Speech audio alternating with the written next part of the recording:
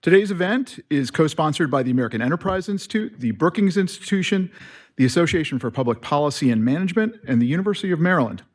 My name is Matt Whitinger. I am a Rose Scholar in Opportunity Studies here at AEI. I previously worked for over 2 decades on the staff of the U.S. House Ways and Means Committee. I will briefly review our schedule, provide some necessarily brief, given our timing today, biographies of our extraordinary presenters, and then handle some light housekeeping. First off will be 2 short opening statements from my co-hosts. Dr. Gopi Shah Goda is the Director of the Retirement Security Project and Senior Fellow in Economic Studies at the Brookings Institution, where she conducts research informing how policy can best serve aging societies. She previously served as the Senior Economist at the White House Council of Economic Advisors in 2021 and 2022. Doug Besharov is a professor of social policy at the University of Maryland and was instrumental in assembling today's event. Dr. Besharov is a longtime expert on children and family issues, and his scholarship promotes work and stronger families to combat poverty. After they set the stage, Stefan Carcillo, senior economist and head of the division that prepares the OECD Employment Report, will review its findings. Dr. Carcillo was previously an economist at the IMF and advisor to the French Minister for the Economy, Finance, and Employment. Responding will be Diana Furchtgott-Roth, Director of the Center for Energy, Climate, and Environment at the Heritage Foundation. She previously served in senior roles in the White House and executive branch for the last 4 Republican presidents. Doug Besharov will then moderate a discussion and audience questions, and then after a short break, Martin Neal Bailey, Senior Fellow Emeritus in Economic Studies at the Brookings Institution, will lead off our next panel, discussing the future productivity of the labor force.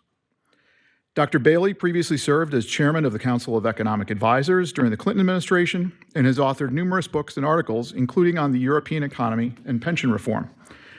Rachel Gressler is a senior research fellow at the Heritage Foundation, where she focuses on retirement and labor policies. She previously served for 7 years as senior economist for the U.S. Congress's Joint Economic Committee.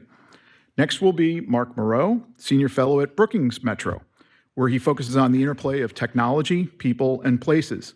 A former journalist, Mr. Moreau's current work explores the geography of the AI economy and inclusive technology.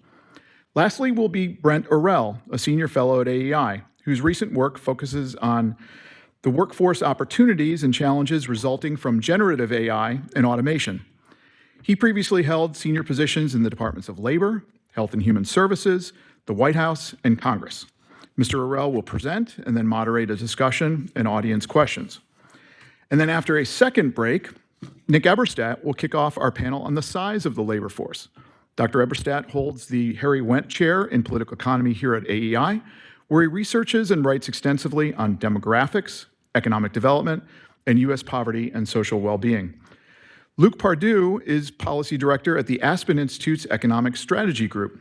Previously, he held research positions at the U.S. Census Bureau and Federal Reserve Board, and his work focuses on finding policies and practices that help businesses, workers, and families thrive.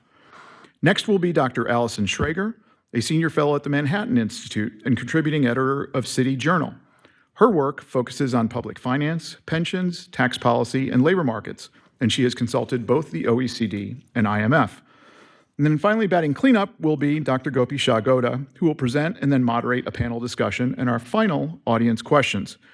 We'll then close with comments from Gustavo Flores Macias, Dean of the School of Public Policy at the University of Maryland, where his scholarship focuses on political and economic developments. As I noted, we'll have several opportunities for questions, including from our online audience. If anybody watching online wishes to submit a question for consideration, please email it to Hadar Zeevi at AEI. So that's hadar.zeevi at ai.aei.org. And with that, let me turn the microphone over to Gopi.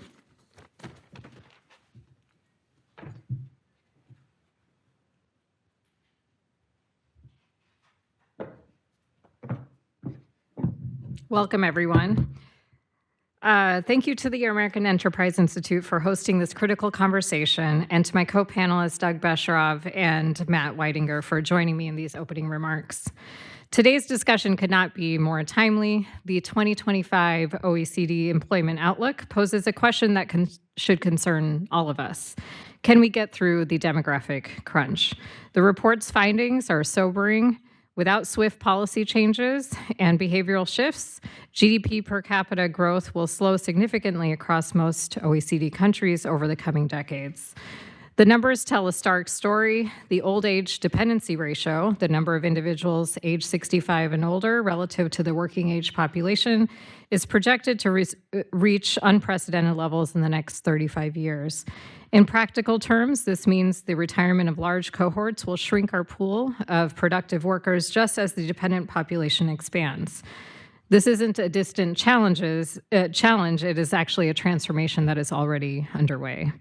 But over the next few hours, we'll hear from leading experts across different organizations and different perspectives.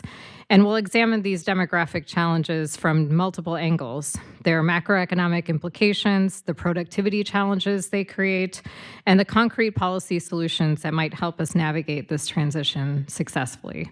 With that, I'd like to turn it over to my co-organizer, Doug Besheroff. Thank you.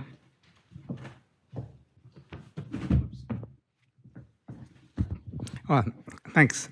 Welcome. Thank you, Matt. Thanks, Gopi. As a former president of the American Public Policy Analysis and Management Association, I want to thank APAM, which is also a co-sponsor of this event. If we had larger paper, we would have tried to get more co-sponsors, but Tara Sheehan, who's the executive director of APAM, hoped to be here, but she's under the weather and staying home to take care of herself because we have our big conference next week. I teach at the University of Maryland, the other co-sponsor of this event, and we're really delighted to facilitate this discussion of the OECD's 2025 employment report. Can we get through the demographic crunch? It's a pretty good title for a staid international organization. There you are. I think it reflects how serious the issue is. And we're really honored to be doing this here at AEI, my former haunt, and Brookings. I was there too. So what can I say? We Americans tend to be an insular lot, but it's worth noting, and that's what this conference starts out about with Stefan's comments, that the issues of declining birth rates, postponing retirement, implementing technological advances, and also maybe redefining work, increasing job training, job skills, and also integrating different populations into the workforce are worldwide challenges. You can't go to a Western developed country and ask about these things without hearing answers similar to what we'll have, with the same disagreement. No, let's not retire earlier. Oh, yes, people should, later. Yes, people should. In any event, our first panel starts with Stefan Carcillo. Stefan, you want to come up? And Diana Furchtgoth-Roth. Just to remind them, Stefan will speak for 20 to 30 minutes. Diana will speak for about 15 or 20. After Diana's remarks, I might ask a question or two, and then I'll take questions from the audience. You just heard the email address for questions for those of you online, but let me repeat it. You can submit your questions to Hadar, Hadar, I'm pronouncing it Zeevi, at aei.org. Okay. Let's go. Stefan.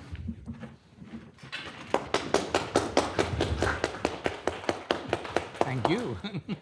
Thank you very much, Doug, for your kind introduction, kind words. Thank you to all of you for being here today. I'm very happy to present this 2025 OECD Employment Outlook, which every year has a theme, and this year is about demographic aging, which is a challenge for many countries. So this is a publication. We never do this anymore, but I brought one printed version to show the material and the extent of the research behind this, even though I'm going to show just a few extracts from the main publication. Do we have a clicker or something? Yeah. It's on my table. Okay, it was so well organized I didn't see it.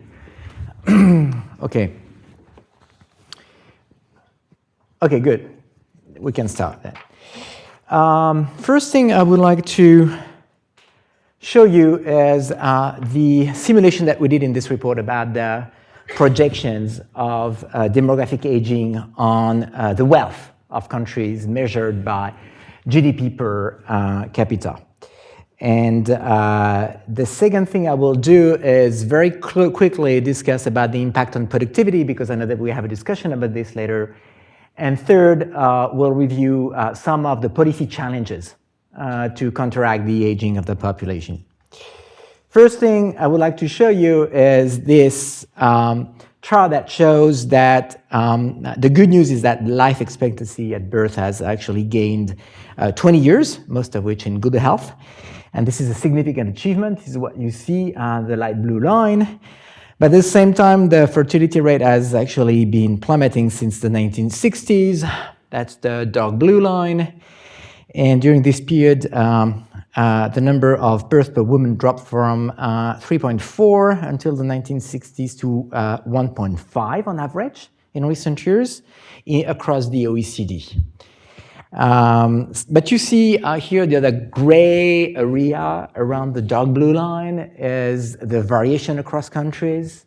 So you see that you still have some countries that achieve higher fertility rates these days, and some that actually have dramatically low fertility rates. According to the median scenarios of the United Nations projections, fertility rates may stabilize in the future, while life expectancy will continue to increase, although probably at a slower pace than what we've seen in the recent years. In the US, actually, it's not shown here, but the projection is supposed to be pretty mild compared to other OECD countries, with an increase in the life expectancy, and also a decline in fertility, but with a fertility rate that will remain in the upper bound of the distribution. Because the population is aging, the percentage share of employed persons in the OECD total population, what we call the employment to population ratio, is projected to decrease from 48% right now to 46% in 2060. That's 2 percentage points. It doesn't seem a lot. Actually, it's a lot. Because what has driven the growth of GDP per capita over the last 20 to 30 years is the growth of employment. We became richer because of productivity. It's true, that has increased, but also because we had many people in employment.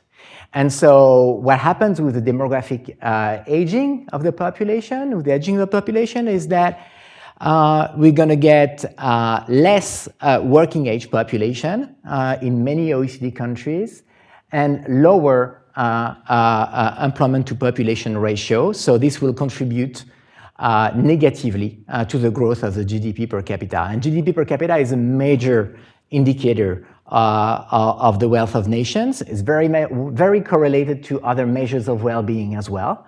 So it's an important measurement. This is why we're actually focused on this. For the US in particular, you see, because actually the demographic change is probably slower than other OECD countries, you see that the decline is projected to be lower than in many other countries here.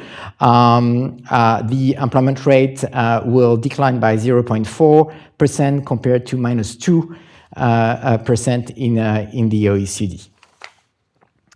So another very important element, or I would say indicator, is the old age dependency ratio, which is the number of people aged 65 and above per 100% of working age. This ratio, which is so important when you think about how you're going to fund social security and pensions and other important investments. So this ratio has increased from 19% in the 1980s to 30% in 2023 and is expected to increase further to 52% across the OECD by 2060. So it's a huge increase. By 2060, this old age dependency ratio will be above 50% in 30 OECD countries and above 75% in Italy, in Japan, Poland, Spain, and Korea. In the US, the ratio is projected to reach 45% by 2060. So now, these demographic trends pose significant challenges to maintaining OECD countries' GDP per capita growth. Assuming that, so what we did is just basic projections, okay, with limited number of assumptions, just to be transparent. And don't see this as predictions, just see this as an illustration of the potential impact or the challenge that we're facing, basically. So the dark blue dots here is, the dark blue is the GDP per capita growth that we experienced between 2006 and 2019. And the light blue dot is the projected GDP per capita growth over the period between now and 2060. So you see that there's a reduction by about 40% on average in the OECD. We went from a growth of GDP per capita of about 1% per year to 0.6% per year across the OECD. In the US, you see that it declines, but it actually does not even change because the projected decline in employment is relatively limited right now from the projections that we have. So the impact is extremely small and not detectable on this chart. But if you take countries like Italy, for instance, or Japan, or even Korea, you see that the challenge is really large. Now, what we did next is we took 3 scenarios, and we said, okay, how can we actually fill the gap in terms of decline of GDP per capita, GDP per capita growth? How can we fill the gap? Basically, you have 2 main strategies. One is, because I explained to you that the challenge is that we're going to get less people in employment because we have smaller youth cohorts and larger retiree cohorts, basically. One solution is to put more people into employment. So that's the first strategy, the untapped labor resources. The second strategy is to boost productivity, okay? And what we did is try to simulate what would these 2 channels, these 2 strategies would bring. So here, sorry, it's many dots on this chart. I'm going to try to explain this. It was supposed to be animated, but the PDF probably got rid of the animation. Sorry about that. So here, the light blue dot is the projected GDP per capita growth slowdown. So you see that for the OECD, it's about minus 0.4 points. We went from 1 percentage point of increase per year to 0.6, so it's a negative minus 0.4. And the darker blue dot is the slowdown if we actually manage to close the employment gap between men and women. To close the employment gap between men and women, which is very ambitious, I mean really closing the employment gap, okay? And you see that it achieves it fills a substantial part of the gap in a number of countries, notably if you consider the OECD on average, actually. It fills half of the gap, but also in Spain, countries like Spain, for instance, or Korea, for instance, or I guess also in Japan, from that respect, but it's actually hidden by another dot. In the US as well, actually, closing the gap, this is at the very top, actually achieves an increase in GDP per capita growth, similarly to what we observe in other countries. Another strategy is to close the gap between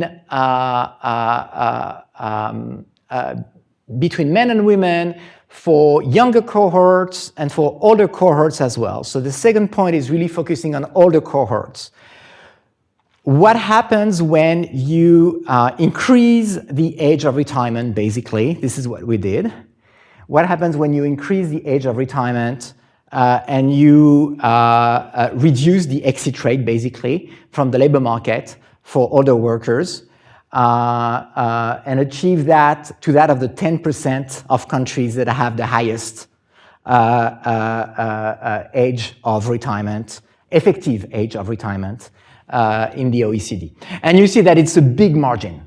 Closing this gap in terms of age is really a big margin in all countries, including in the US. It has a big potential on GDP per capita growth. And the last point is what if we actually sorry, there is a yeah. So the last point is what if we actually add to that? So it's adding strategies. What is if we add to that an increase in the flows of regular migration? And what you see here is what we did in this simulation is that we tried to identify the countries that have the largest flows of regular migrants and put all countries by simulation to that level of flows compared to their population, obviously. And you see that actually this doesn't really achieve a lot in terms of closing the GDP per capita growth slowdown. So the main two channels is really increasing the employment rate of women with respect to men and making sure that older workers remain in employment in the labor market for a longer period of time, basically. Now, these three channels, or I would say these two channels, are very ambitious. Pension reforms are very hard to pass. When you do a pension reform from 60 years old of normal age of retirement to 64, you have a lot of effect on the labor market. When you go from 64 to 67, the impact is going to be less. And if you go to 70, it's going to be much less because of health problems, because of difficulties for many people to remain in their job. Achieving a completely reduced gap in terms of employment rates between men and women is getting harder and harder in the OECD countries. We also know that we did a report a few years ago showing that the last mile of equality between men and women in the labor market is really becoming more complicated to achieve. So on this chart, we just consider we would actually take only 2/3 of these potential untapped labor resources. And this is what we do here. The gains from the untapped labor resources are only 2/3. And what we did also is simulating what would happen if actually countries achieved an increase in the productivity, labor productivity, equal to only 1/2 of what we experienced in the 1990s. Okay, only 1/2. Labor productivity has actually declined over the years, and if we were able to go back to only half of what we had in the 1990s, you see that we could actually close the gap fully on average in the OECD. For the US, you don't see any impact for the productivity on this chart. It's because the US is already at the half of the OECD median in terms of productivity. So this projection does not really increase the productivity in the US compared to other countries. But it doesn't mean that increasing productivity won't have an impact in the US. It will have an impact in the US as well. It's just that this projection exercises puts the US at what it is already at in terms of level. Okay, now, as I said, the challenge is that productivity growth has weakened. You see the decline in productivity in the OECD. This is the first panel. You see the dark blue bar, which is the 1990s, going down slowly to the years 2020. The decline is also real in the US, but there's been a rebound more recently. And so it's much less strong than in other countries. The challenge here for productivity and aging is the following. Slower growth may in part reflect the fact that there is also a decline in the pace of growth enhancing job reallocation between firms. Productivity increases are very much driven by some firms that are technologically more advanced, more innovative, and these firms actually need to grow. They need to grow. And for labor productivity to grow, these firms need to grow. And to grow, they need to actually hire people, hire the right people, and they need the job reallocation process in the labor market. They need to have a labor market that functions well so that they can actually hire the right people, and that benefits labor productivity as a whole. The challenge that we have is that the job reallocation of workers across firms has declined over time in the US and in other countries as well. What I would like to show you now is that this decline in the job reallocation is in part driven by the aging of our societies, okay? So basically, the job mobility is driven by two components. One component is what we call the job-to-job mobility, which is the fact that you actually, as a worker, jump from one company to the other immediately. It's the job-to-job. And another part is what we call the employment mobility, which actually is the transition from job to unemployment inactivity, and then from inactivity to employment. Okay, these are two different natures. What we see here is the projection of the impact of aging on these two forms of mobility, and the dotted line is the total mobility in the labor market. And you see that what we project in the future is a decline in the job-to-job mobility in particular, meaning an older workforce will actually induce that people move less from one company to the other. So there is a good side to this story. Older workers have tried many jobs, tried many companies. They probably reached a place that is a good place for them, okay? They've achieved relatively a significant increase in wages. There's little benefit of changing jobs. So that's the good side of it. But there's also a negative side to that story, which is the fact that it's more difficult for older workers, even if they would like to change the jobs, to do so because they lack the skills, because technology is changing, or because moving to another city, for instance, is extremely costly or impossible because of housing, et cetera, et cetera. So, there are two sides to that story that can explain why we see a decline of the job-to-job mobility. But down the line, that's not very good news for productivity in the future, because an older workforce will also mean less job-to-job mobility, which is important. And here you see that actually older workers are indeed less likely to move to better firms and contribute less to growth-enhancing job reallocation. So on this chart, what you see is the correlation between employment growth and wages from, this is the left-hand side, for different age groups. And on the right-hand side, this is a correlation between employment growth and labor productivity by age group.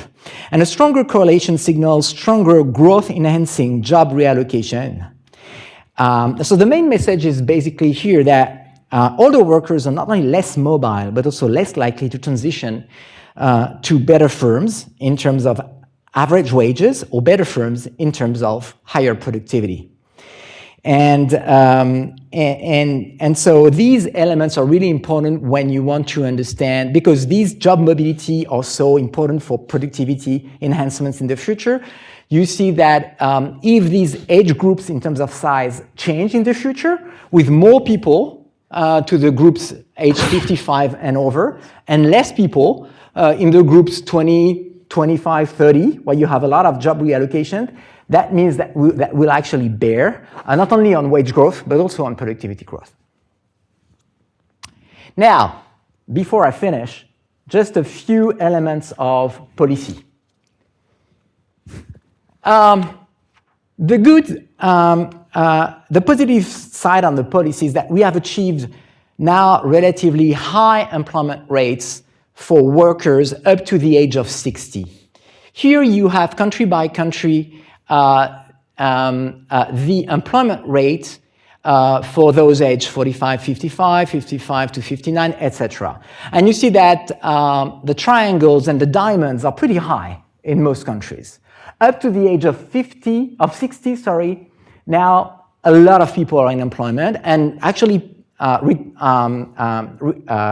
pension reforms have achieved a lot in many countries to drive this employment rate up. But you see a significant drop from age 60 and an even bigger drop at age 65. And this is why? Why? Because basically people, even in countries where the normal retirement age is above 60, people tend to retire before. For instance, in the US, people tend to retire 1 year, almost 1 year before the normal retirement age on average. Okay, and this is not exceptional to the US. It's the same in many other OECD countries. So there is some margin. The good point on this chart is that there is some margin to increase the employment rate, especially of those between 60 and 64. And as you have seen, this is key to boost GDP per capita growth in the future. The second challenge is skills. We run survey, which is, you probably heard about the PISA survey for students. We have the equivalent for adults called the PIAC survey, where we test the literacy, numeracy, problem solving among adults. And one challenge is that older workers show almost systematically lower literacy scores, but also numeracy scores and problem solving than those who are 25 to 44 years old, the prime age workers. And actually, interestingly, this is not only a question of cohorts. It's not only because actually those who are 25 to 50 tend to be better educated than those who are 55 now, because the educational attainments have been higher for these youngsters. It's also because literacy, numeracy, and problem-solving skills tend to decline with age. So you have the two aspects that we show in this PIAC survey. That is a challenge. And in the age of AI, this is particularly problematic. And one additional challenge is participation in training. Obviously, one of the key tools, one of the key policy to allow people to adapt to new jobs and new technologies is training, especially in training in information and communication technologies, training to use the AI tools, training to use the digital tools. The digitalization of the economy is really central. What you see here is that systematically, older workers tend to participate much less, about 20 points less on average in a given year to any form of training. It's the case in the US, but it's also the case in many different countries. Even in Norway, for instance, you see this. So it's a big challenge, and what you have to keep in mind is that when we ask the questions to workers, why do you not train, and to employers, is because they don't see the benefits of training. They underestimate the benefits, and they overestimate the cost of training on both sides, on the worker side, on the firm side, especially on the firm side, especially among small firms that don't really see the benefits of training their workforce. Now, this is a typical case where public policy could actually play a role, because increasing training can have an impact on retirement age, and so as we've seen on GDP per capita growth, so it's extremely important. So that's my last slide. In terms of policy recommendations, but we have many more because we have actually 3 chapters on policies in this report. In terms of policy recommendation, I mean, fostering lifelong learning, upskilling, reskilling is really, really important, especially for mid-career and older worker. It can take the form of targeted support, but really targeted at those who do not have the right skills or do not have tertiary education. It is also important to adapt the form and content of courses to older workers' needs, because many older workers now don't want to go back to the classroom. Okay, so you need to propose them with solutions that are flexible and modular. And also recognizing the skills of worker gain through informal on-the-job learning is important, especially for those who didn't get any training for 20 years. They're probably good at what they're doing, and there are things they know how to do that needs to be validated so that they can actually move on to a next employer proving what they can do. Promoting job mobility and career advancement is really important, meaning preparing the workforce for mobility. There's a number of countries, including the UK, for instance, that have put in place career discussions for those who are 45, where you basically discuss about what's the next step in your career, whether you can stay in the same job, or whether you need to take some training, whether you need to move on to another job in the company, or even consider an external mobility. And these actually need to happen when you're in your 40s, basically, more than in your 50s. Otherwise, it's really, it can really be too late.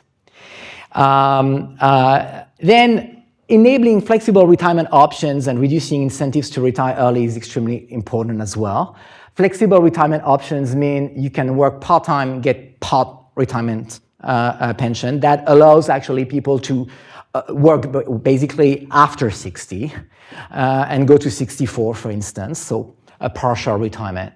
And also the last aspect that we discussed in the report is health in the workplace, health and occupation safety nets, which as the working force is aging, becoming more and more important, especially in some jobs, occupations that can be dangerous or can be tiring. And with that, I thank you very much for your attention and looking forward to the discussion. Thank you.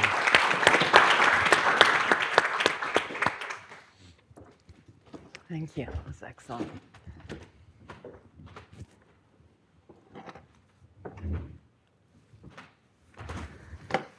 Well, thank you very much, Stefan. Thank you for this really fascinating report and all the data and putting everything out here. And Doug, thanks so much for organizing this and inviting me.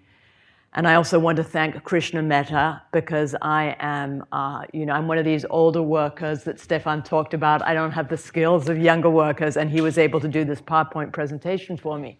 So I want to thank him right away. Well, as we heard, we have the problem. And let me just give you an example. There are 2 people today, age 94 and 99. They have 3 children, 12 grandchildren, 12 great-grandchildren. Let's call them Ellen and Gabriel Roth. They're my parents. Well, it's great news that people are living longer, but these days people are not having as many children, and so that gets to the problems that Stefan has been talking about. And I thought it was interesting that Stefan focused mostly on how to get people to work more, but not how to get people to have more children, because there's 2 ways of solving this problem. One is to get the existing people to work more, and another is to get families to have more children and encourage them to do so through a variety of public policy solutions. And I think that we should be considering both of those, and in my remarks I'll talk about both of those. But I also want to say that in many countries in the OECD, there's very substantial welfare. Early retirement is encouraged. People get a lot of money when they retire. There's long vacations. These things all contribute to early retirement, and I think we have to look on this as part and parcel of the same thing. The benefits that we are giving people, encouraging them to retire earlier, and can we think about peeling back some of these benefits? That's also a question that we need to think about. Well, let's go through a few solutions very quickly. I don't want to take too much time because I know all of you want to ask questions. Let's look at one solution, our automation. I don't know how many of you use EasyPass. Do any of you use EasyPass on your cars? Yeah, I see a lot of people using EasyPass. Well, there was an East Coast port strike last year. 47,000 people went on strike. Why? Because a truck was going through a gate and raising it automatically, kind of like an EasyPass. So these kinds of technology can really save time and save labor and save jobs, but there's a big political push against them from people who are going to be affected. And in order to make better use of labor, we need to kind of tackle these political problems right up front so that we can use more automation. We can have robo-taxis, we can have driverless trucks. These are all things that here in the United States, the US Department of Transportation is working hard on. And that will enable us to make better use of some of our technology. We can use the bully pulpit to oppose union pressure to prevent modernization and automation. In order to have a lot of this automation and to have AI to make use of it, we need to have abundant, affordable electricity. We need to have lower electricity prices. And that means taking a move away from net zero and focusing on dispatchable energy, which is often fossil fuel energy, which is much less expensive than wind and solar because you don't have to have two systems. So this is all part and parcel of the same thing. Let's go to minimum wages. My first job was at Baskin-Robbins, making $3.25 an hour. Now in Montgomery County, where I used to live and still live, the minimum wage is $15.50 an hour for small businesses and $17.65 an hour for large companies. This basically means that if you don't have skills that are worth $15.50 an hour or $17.65, you are out of the workplace. It means low-skilled people are not permitted to get jobs. And this is something that we want to change. First of all, we want young people to enter the workplace early. We want them to have these summer jobs so that they get practice and then they can get better jobs. And second, we want people of varying skills, maybe people who are developmentally challenged, maybe some of these older people who have literacy skills. We want them to be able to get into the workplace. And to do that, I think that these minimum wage laws have to be adjusted. Then let's look at training.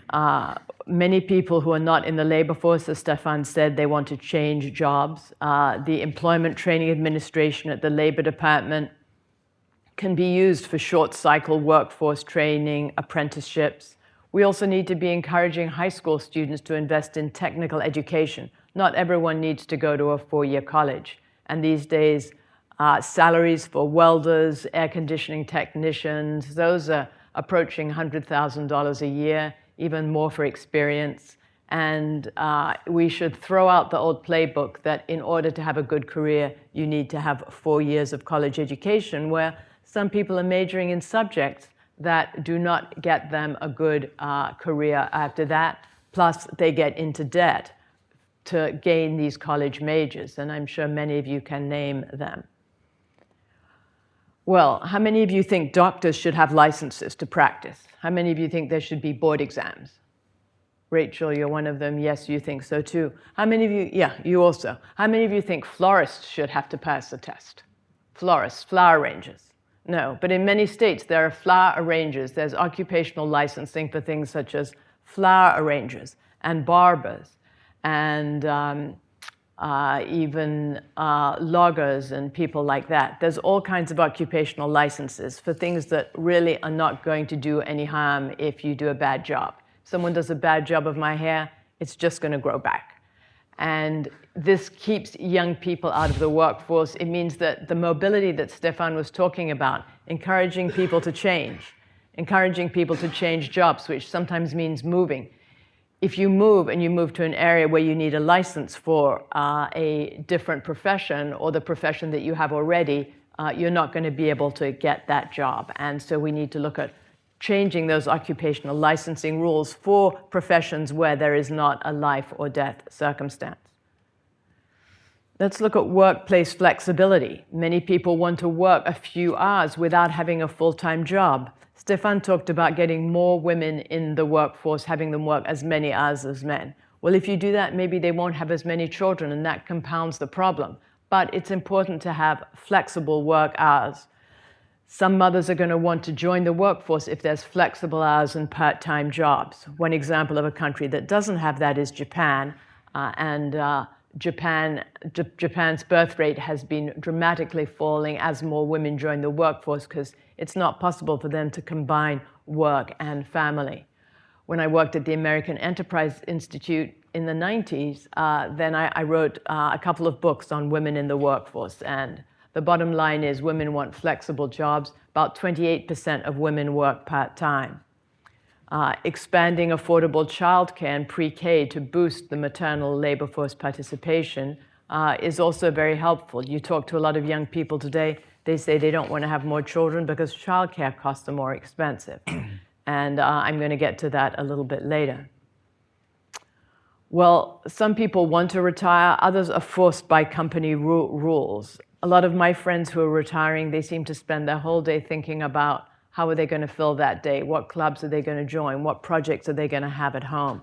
So I think companies are going to start pulling back on those rules that you have to retire at 65. It doesn't make any sense when you might have another 30 productive years in front of you. Raising labor force participation among older workers from phased retirement and flexible schedules is one idea, as well as eliminating an earnings test.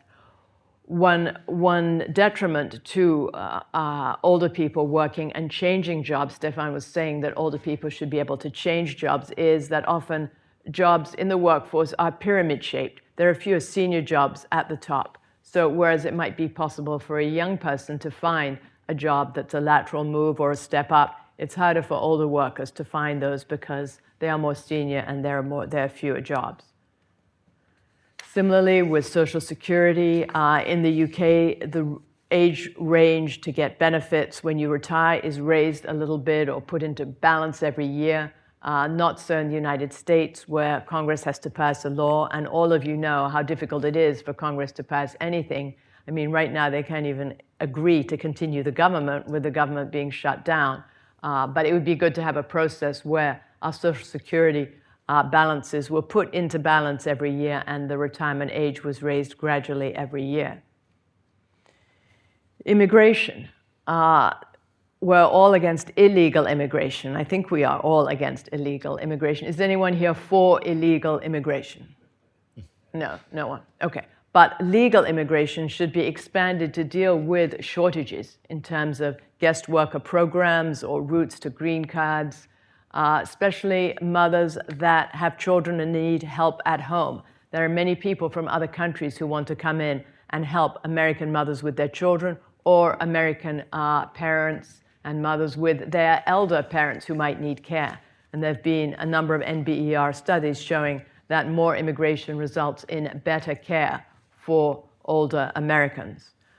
We need to expand legal immigration and temporary guest worker programs that can be specifically targeted at labor shortages and streamline high-skill visa pathways and make visas portable to prevent exploitation and reduce the extent to which immigrants compete and undercut US wages.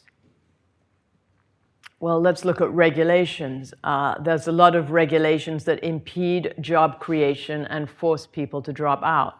Let's look at all these net zero regulations. Transition towards net zero in Europe has raised the cost of electricity. Many jobs are being sacrificed with no help for emissions. These jobs just move someplace else, like China, and the emissions are generated in China.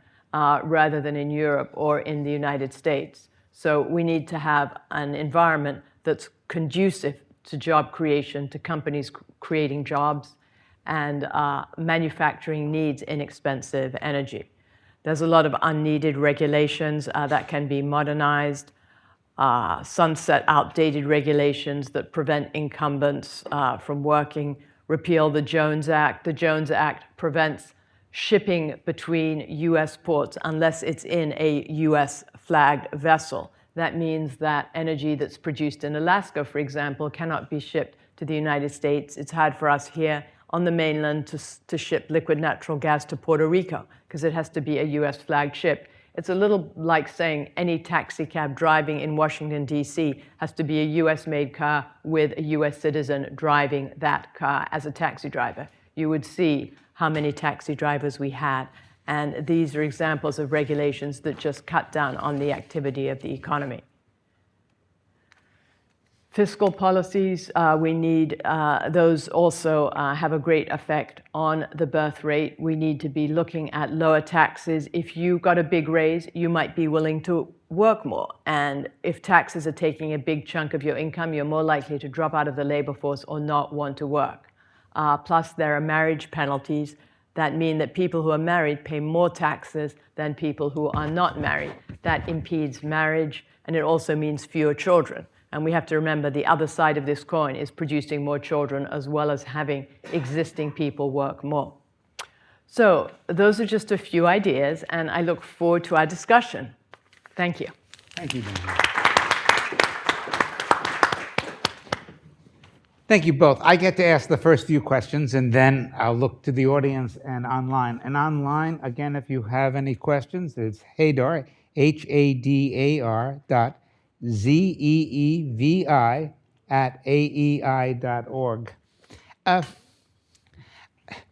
Stefan especially, but also Diana, I couldn't help when I was looking at your slides to say, well, the US is doing okay. Let's just hold our breath a little bit. I have a few questions about that. First, do your slides reflect what looks like an apparent permanent reduction in illegal immigration? Because that's a few million people, right? Do your slides reflect what's happened recently? No, because what we just did, it's really a projection based on official statistics. So you're absolutely right. I mean, this is an angle that we did not consider and tackle on this. And when we did our projection on migration flows, we only considered regular migration. And even if you consider regular migration, you see that indeed that is needed for some occupations where there are strong labor shortages. But compared to the challenge of demographic aging, it's relatively small, the solution. Okay. Well, I think the one reason for the United States doing better is, first of all, we have less welfare. People have to work. We have a higher retirement age. And we saw the problems that Emmanuel Macron had in France when he tried to raise the retirement age just a little bit. And we have a lot of dynamism in our workforce. That means people move around a lot more. The turnover in our workforce is incredible. We have about 180 million people working. Every year, we have about 60 million who quit their jobs and about 60 million who get new jobs.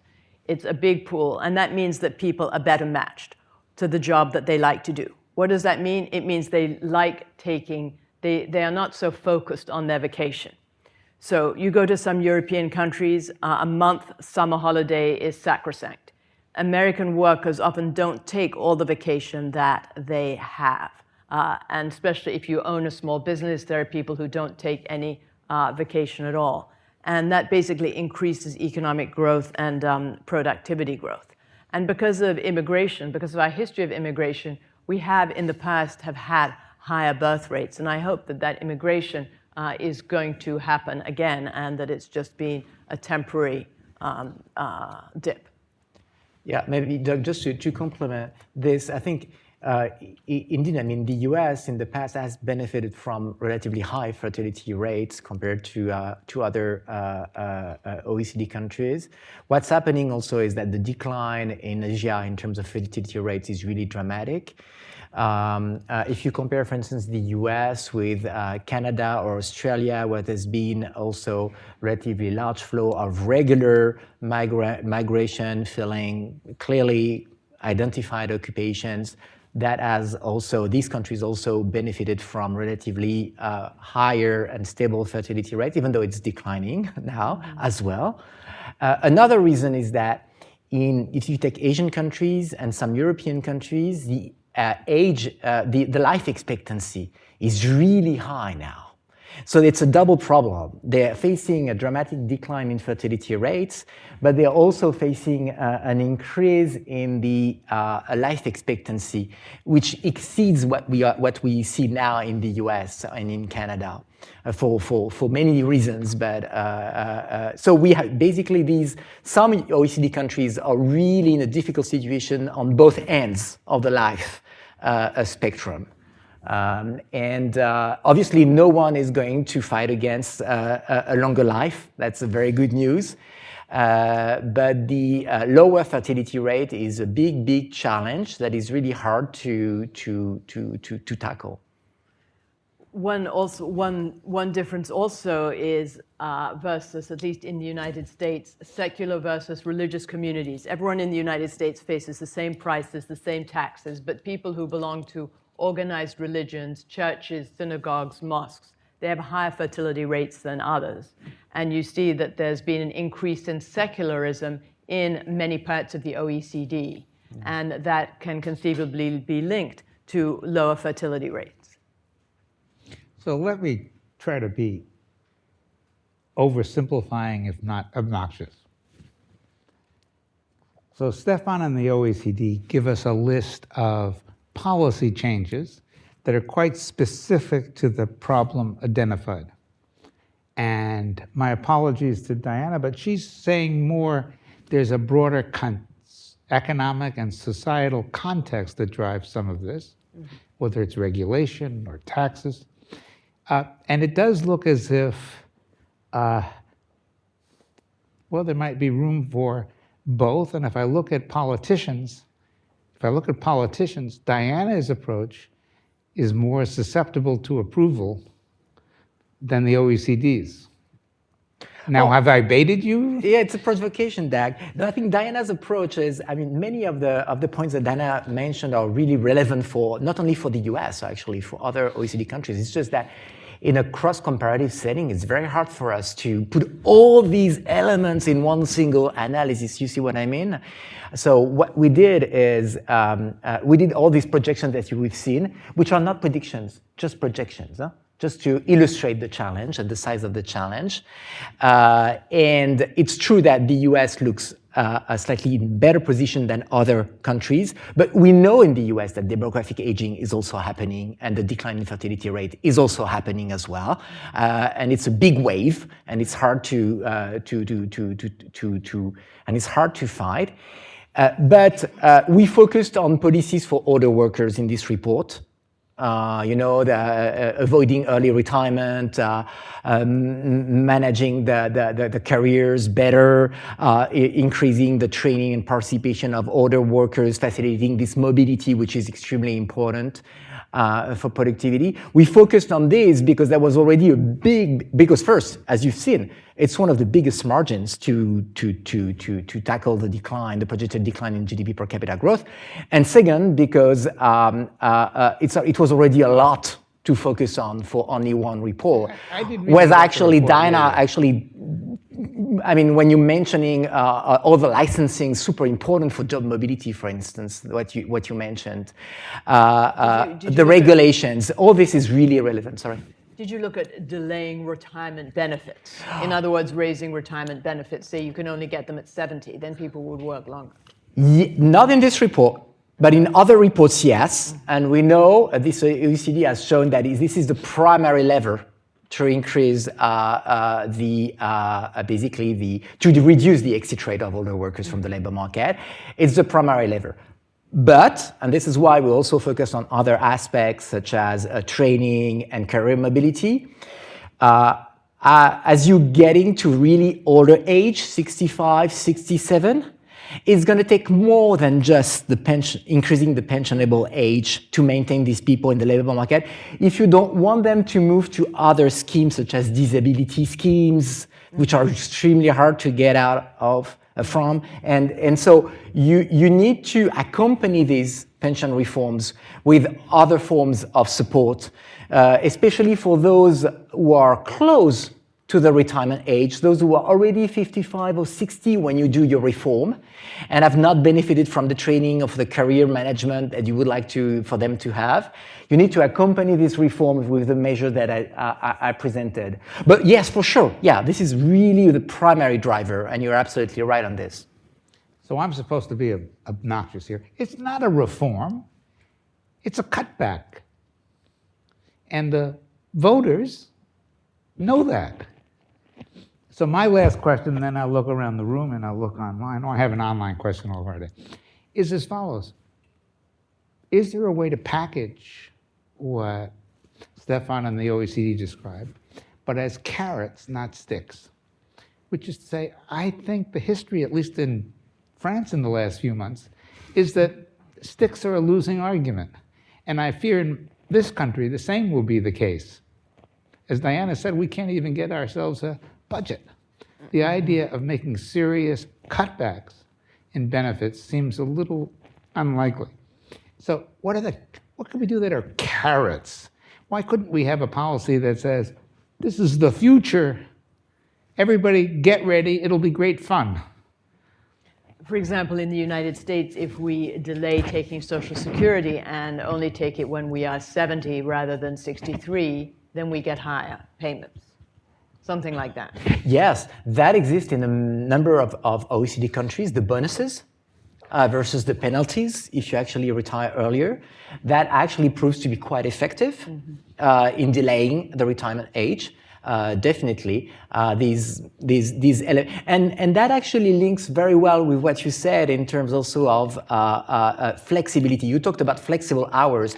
I think we also need flexible retirement systems where basically you don't say you have to leave at 70, but where we say you can leave earlier. Just to let you know, there's going to be a penalty on this, but if you actually wait until 70, you're going to get a big bonus.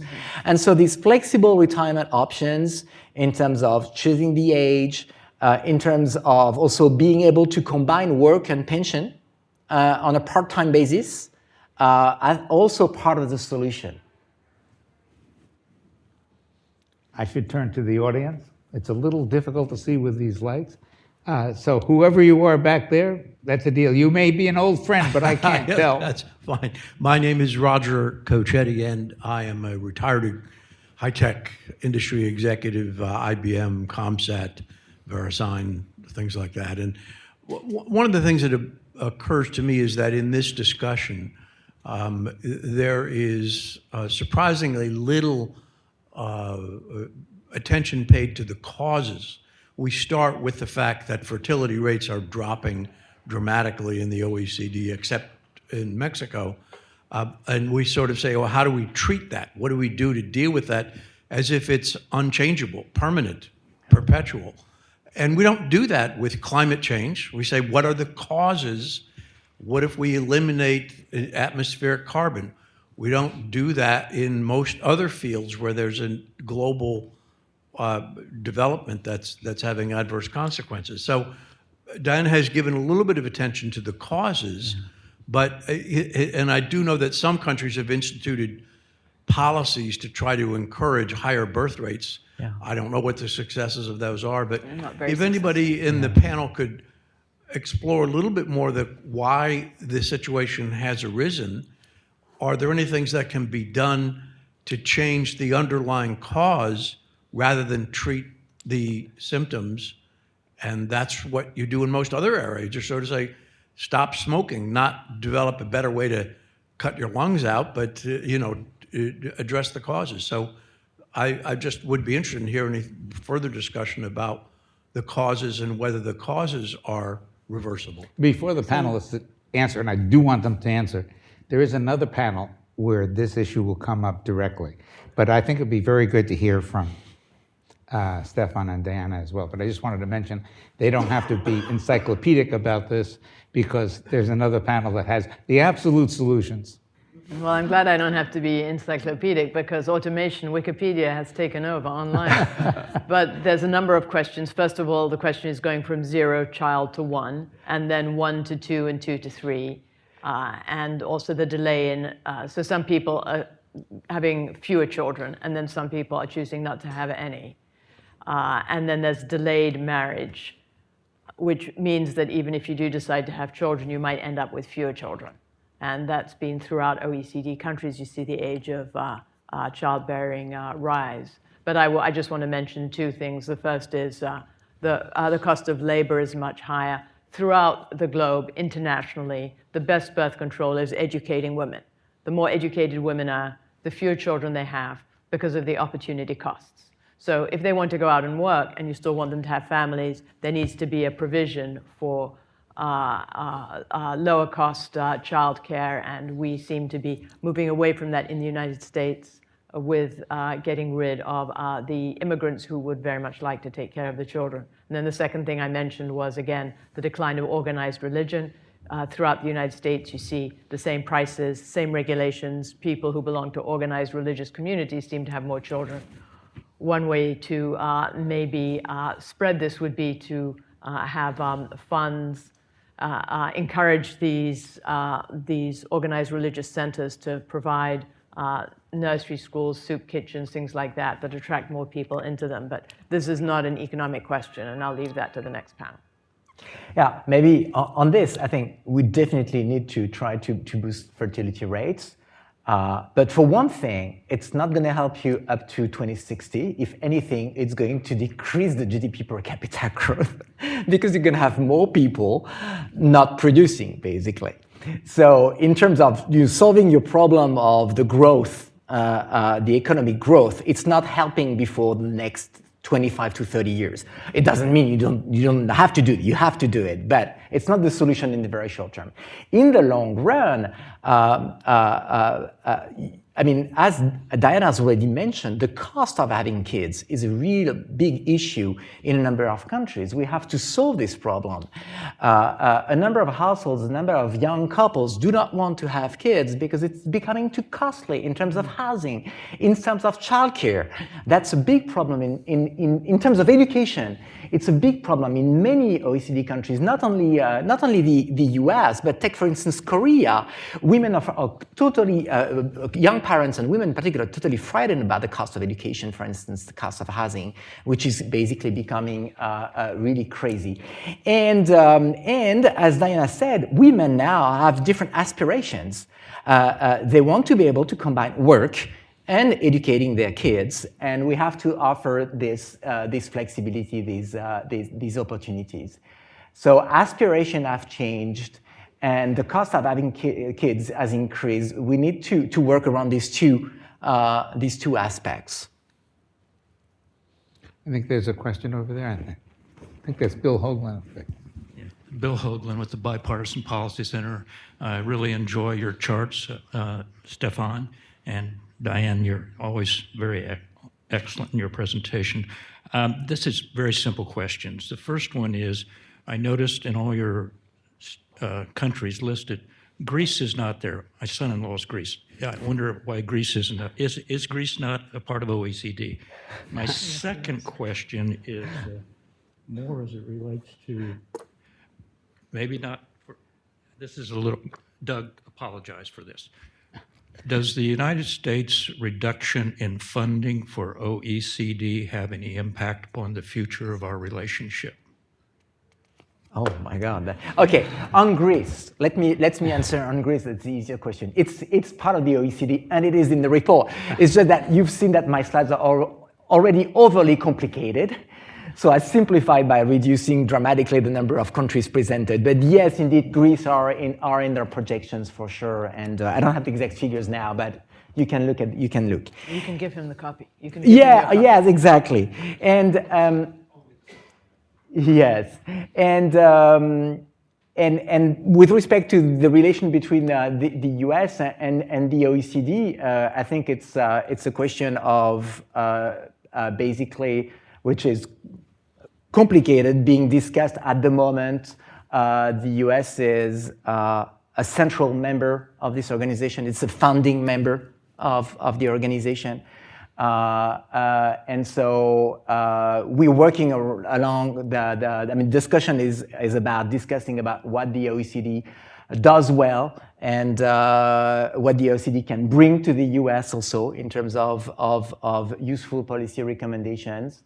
The topics the OECD is working on as well are part of the discussion, but I don't think any decision or anything has been taken now. It's probably way higher than a pay scale, personally. Though that's not the kind of discussion that I have, but my understanding is that it's a discussion that we are having, basically.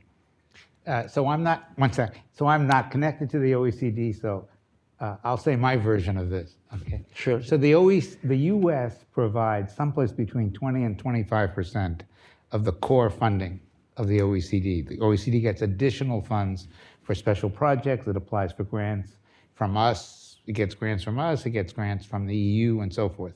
But the basic is, and those of you who run organizations, you know that 25% of the core is a big number and we care about it. The US has signaled back and forth about whether it will fund the OECD fully, partially, or whatever. And my version of this, from what I know, and if I'm wrong, what do I know, okay, is that the administration blamed the OECD for the universal tax proposals that came from the Biden administration, not the OECD. And they have been trying to unwind that. And in the last few weeks or months, there's been substantial progress, is my understanding of this. And Stefan, you don't have to say a word because you work there. But that's my impression from a distance, and I think it's being clarified. Now, having said that, I would be remiss if I didn't say, because I say it about social programs all the time, anything that was established 50 years ago or 80 years ago bears some reform. And so, is there room to change our relationship with the OECD? Sure, somewhat. Is there room to change food stamps? Yeah, for sure. Times have changed a little bit. And those of us who think nothing should change because we did it and we did it right the first time, well, they have something to learn. Anyway, that's my 2 cents, and I think that's what's happening. But there was another hand, and then I think that's the last question. Hi. So speaking from experience a little bit here, I've worked at a couple of different quite well-funded white-collar employers that would have scored very highly in terms of already implementing some of the reforms that Stefan was talking about, whether these be availability of training programs through the employer or health initiatives in the workplace. And the thing I continually noticed about these was that there was sort of a last mile problem, that these things would be available, but they would be made inconvenient in various ways. Maybe you had to go to another site in the organization to take advantage of them, or managers would be reluctant to allow even salaried employees to be away from their desks for an hour to take advantage of like a weekly health program of some sort. And I wonder if when you are formulating these policy recommendations, you and the organization have put any thought into ensuring that when the government gives out grants to employers to set up these programs or other sorts of incentives, that you have some kind of accounting mechanism to ensure that there's actually uptake here, rather than employers who are implementing these reforms at the firm level simply kind of ticking boxes that don't actually accomplish the things you want them to. Yeah, this there's always a difficulty when you actually implement these kind of mechanisms between trying to figure out policies, for instance, to boost health and safety net at the workplace, or to boost training. There's a balance to strike between programs that are very simple very general and programs, but that can also trigger a lot of deadweight costs and programs that are well targeted, but can actually create a lot of red tape, okay, for employers in terms of reporting, in terms of, so if you take, for instance, subsidies to training, basically you want to target these public funding to the firms and workers that need them most. At the same time, you don't want the machinery to become so complicated that firms refuse the subsidy altogether because they fear of control or they fear to have been forced to pay back, etc. So you have to strike a balance. No scheme is perfect. What you really need to do is to evaluate. And I think the US has done this on a regular basis for many, many programs in the past. Evaluation and funding conditional on evaluation, that's really, really important. So evaluate the impact about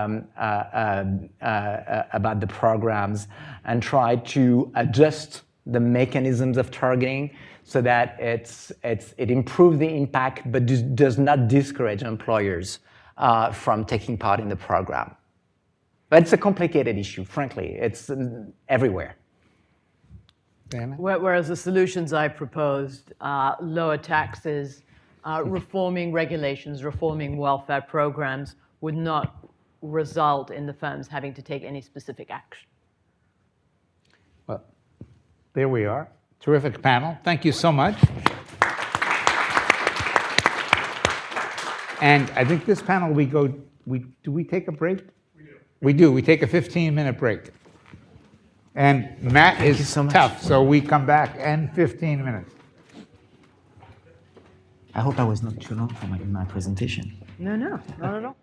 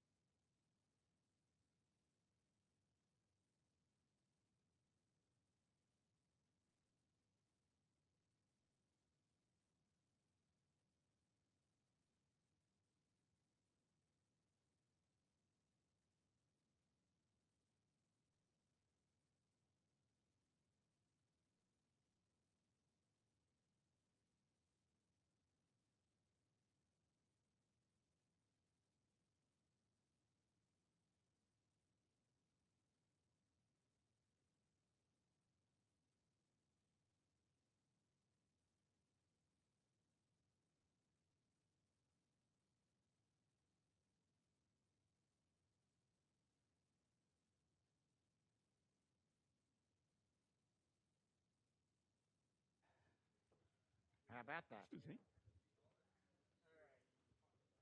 We'll visit later. Thanks. How are you doing?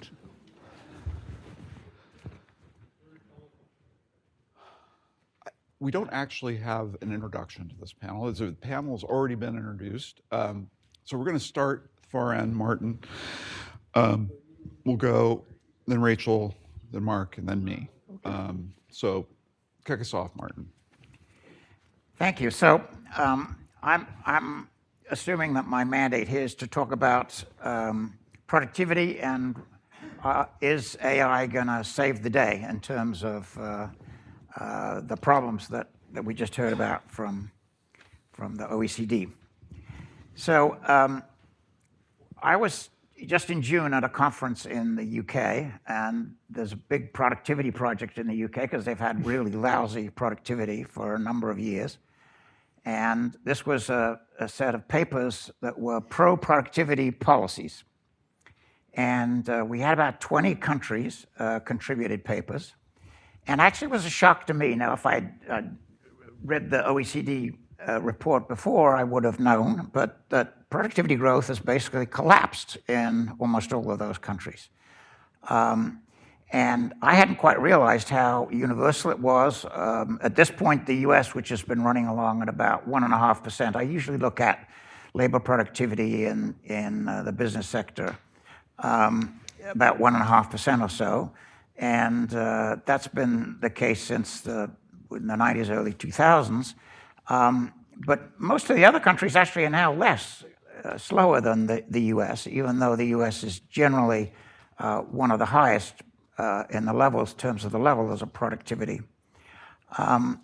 So, and you know, even China, so there was actually a contributor from China, very frank academic, who spoke at great length about the bad things that his government is doing to impede productivity growth in his country. And India has slashed its productivity growth. So this is, you know, a major source of the problem here. We know that we've got slow labor force growth and decline in the number of new workers coming along. And now in the United States, we've basically restricted immigration, which previously was providing most of the labor force growth. So in that sense, we made the problem a little bit worse. We could certainly add workers by adding immigrants.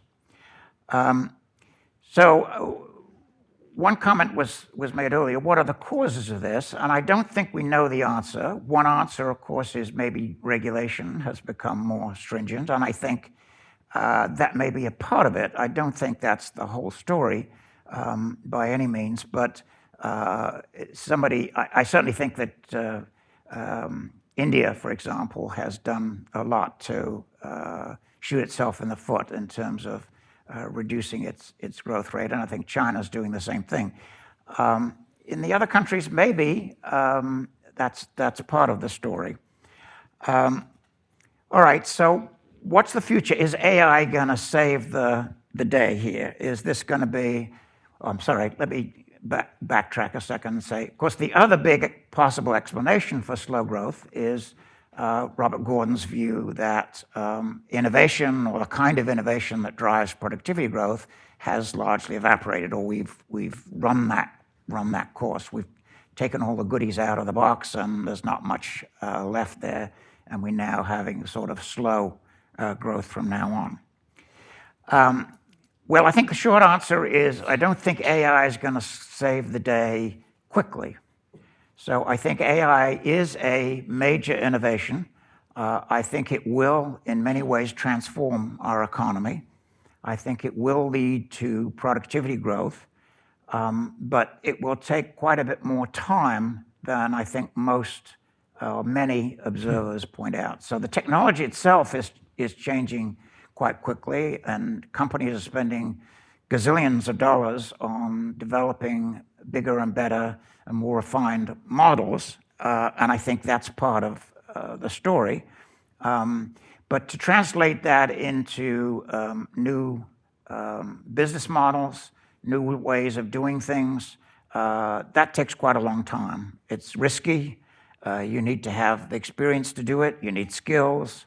You need a lot of what's called knock-on innovation, so that the fact that ChatGPT can do amazing things doesn't necessarily mean that you can put it in a company and that company's productivity is going to be better. We need a lot more. There are certain examples from history where we've had major technological changes. The introduction of the dynamo, which happened in the 19th century, but it was really took 30, 40, 50 years before we saw a lot of change in factories. The factories had to be reorganized away from belts and pulleys and towards electric motors before that sort of changed. I think it's been similar with the PC. It took a long time before PCs became usable enough and ubiquitous enough that they were able to improve productivity particularly. So I think the potential is there. I don't know that anyone knows exactly how big that potential is. And remember, there's got to be something that keeps that 1.5% going. So AI might just be what drives us the 1.5% going forward, or it may be that it pushes us up to make our growth rate a little faster. I'm somewhat optimistic. I think we could get up to 2% rather than 1.5%, but I don't know that for sure. How is it going to be disruptive to the labor market? Well, I think it may be. There's, again, different views, and we're seeing sort of case study evidence that in some cases, the people who are the best at something are the ones that can use the AI most effectively. There are a few examples where the folks that are less productive are being lifted up. Call centers, for example, that's one of them, but I think computer coders, you'll see a lot of displacement of people who are not at the top of the coding ladder. I think that's got potential to be quite difficult to deal with. One of the things we've seen over the last many years is a lot of skill-biased technical change, so that ordinary production workers, workers without advanced education, many of them are not able to get good jobs. Now, as I think Diana mentioned, if you're a well-trained auto mechanic or technician, you can actually do very well. But certainly there's a great deal of dissatisfaction in the job market. And that's been part of the political issue that we've had. The labor force participation of males has dropped from 85% in the 50s to 68% now. So there's a lot of people, Case and Deaton, talk about deaths of despair and so on. That's maybe a little bit too dramatic, but it's certainly an issue, a real issue. So if we have more skill-biased technical change as a result of AI, I think that could actually make some of our problems worse rather than better. If we can just get faster productivity growth, I think that's a huge plus. The periods that we've had historically, the 50s, the 60s, the 90s, where we had strong productivity growth were also periods of high labor force participation and all the boats were raised up, even if some of them were raised up more than others. So if we got AI plus robotics and we sort of eliminate many of the remaining production worker jobs, then I think we're in some difficulty. One last thing I want to say about AI and its potential to help solve this problem, this productivity problem, is that AI seems to be, and this is rather an inelegant term, an invention in the method of inventions. Now, that's an old term, but it was used by Zvi when he talked about hybrid corn, which he described as an invention in the method of invention. So that developing hybrid corn, you could do lots of different things. So it's not just a single one-time invention. It allowed you to do a number of other things. And the microscope is an example which sort of improves the productivity of research or improves the productivity of innovation. A computer is another thing. I think AI is clearly in that category. I think we can see it in the pharmaceutical industry, chemical industry. We can see it in use of advanced mathematics, things like AlphaFold that improve the way we understand biological processes. There's a group at Princeton that used AI to improve the way plasma is handled in fusion reactors, even though the AI had no idea of what the underlying physics was, but still it was able to solve a problem that the physicists were unable to solve. So there is a question of how far AI can go without actually understanding the underlying physics or chemistry or biology, but it does seem it can do some surprisingly important things. So I'll stop there. Just to summarize, I think we are going to see some substantial changes both in productivity and in the labor market as a result of AI. It's going to be slower than most people think, or many people think. It takes a long time before this stuff gets into the workplace. But eventually, I think it will help us out in terms of the productivity story. Thank you. Thank you. I'll go to the podium because I have some Okay, slides. yeah, that's fine.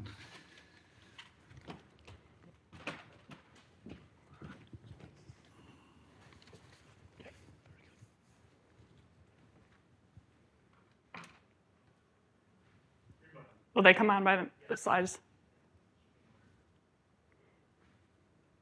Green button, I think. Yeah. Yeah, there we go. All right. Thank you. In talking about productivity, productivity is the inputs that go into what we produce. And so the labor and the capital, and it's also the efficiency with which you use those things. And so when looking, I'm going to focus specifically here on the US. And I titled this Room to Grow because I think that we have a lot of opportunities to have stronger productivity growth here in the US. So I am a runner. And these are pictures from Boston Marathon. I don't know if anybody has ever run it or been there to view it, but the Boston Marathon is unique because they bus you out 26 miles straight to the end of the city. And so you're running one direction the entire way. So if you're facing a headwind, that's going to be really difficult the whole way. If you have a tailwind that's pushing you along, that makes a huge difference, and it makes it a lot easier. So I'm going to start by talking about the tailwinds that we're facing, the things that are kind of making it harder and holding us back, and then I will talk about the headwinds after. When we look at the reality here in America today, by 2034, this will mark the first time in American history where there will be more retirees or more people over 65 than there will be children in the US. At the same time, we see this increasing debt burden. If you compare it to 2000, our debt per household, and I have inflation adjusted these numbers, so it was $90,000 in 2000, and now in 2034, it will be $350,000. So that is the equivalent of a second mortgage for today's younger generations. So we are going to be calling on today's younger generations to produce more to support an aging society with declining fertility rates, at the same time that they are going to be required to pay more to cover the past largesse of the government. So one of the most significant headwinds I see here is just this gap in employment that we have in the US. I've looked back to 2000. If we had just the same employment rates per age group in 2000, or today as we did in 2000, we would have 4.2 million more people under the age of 24 working in the US today. This is the place where there's the biggest age gap. You will see that the 55 group, they're actually doing well and kind of helping boost things along. The second slide just breaks it down as well by sex. And so it's disproportionately young men, 3.7 million young missing men compared to 1.5 million young missing women. This is under age 35 in the US. But this, I think that the younger workers is the biggest impact because these are people who are just starting out in their career. And they are getting those first jobs, or they should be getting those first jobs that teach them what they need to know to help climb the career ladder. And they have decades of work ahead of them. And so this is the most important part. There's a lot of reasons, I think, for the decline in employment among this group. There's certainly physical and mental health declines. There's substance abuse and addiction. And then there's also, declining traits and characteristics. An AEI scholar, Samuel Abrams, wrote a great piece looking at the trends in things like anxiety, conscientiousness, neuroticism, extroversion. And he said, we are witnessing the quiet unraveling of a trait that built civilization. And he was referring to conscientiousness. So we're seeing not only a decline in the employment there, but the capabilities of being employed and the productivity that comes with them. Another barrier is that when you think about wanting people to be working and to be engaged, well, it has to pay to work. We've got to have jobs that pay enough to get by or to support a family, but it also can't pay to not work. And we're at a point now in the US where we're spending almost $2 trillion per year, if you combine federal and state and local, on welfare spending. And the big expansion in that has been in welfare that's available to people who are not working, and often not working and not having any dependents who they are supporting, able-bodied adults without dependents. And so we need to make sure that when we have welfare policies, they are oriented towards work. This affects productivity because not only is somebody who's not working, not producing anything, not adding to productivity, but if they're getting just the basic level of welfare benefits here, about $2,800 per month, that is consuming the entire taxes contributed by 2 median workers. And so it's adding zero and it's actually subtracting when you talk about the impact on the government. Another drag is what's happening with our debt. Debt today is almost at World War II levels.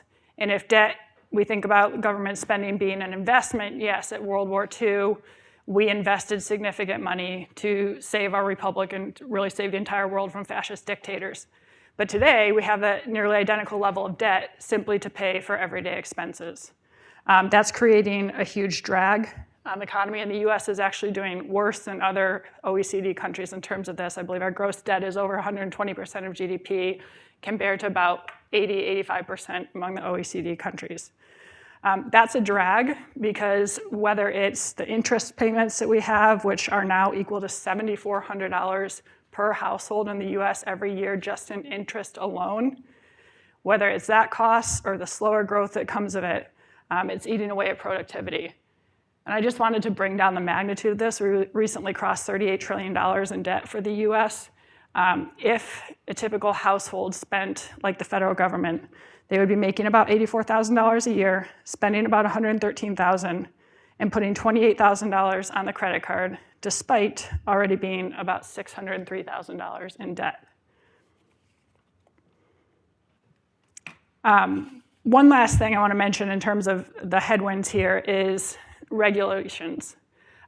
We arguably do a little better than in the OECD, but nevertheless, I've seen estimates of regulations costing the economy $2 trillion per year. That seems really abstract because we don't, where is that coming from? But when you think about it on the level of workers and productivity and employers and building businesses and creating new jobs, just in the manufacturing sector alone, it's been estimated that all the regulations add $29,000 per worker in costs to the average manufacturer.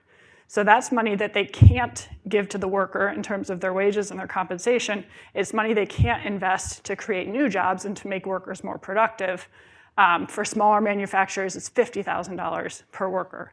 So if that were even cut in half, that's money that can be put into people's paychecks that causes them to want to work more if their earnings are higher. And it also enables them to have more kids if they have higher income. So it would simultaneously benefit both sides.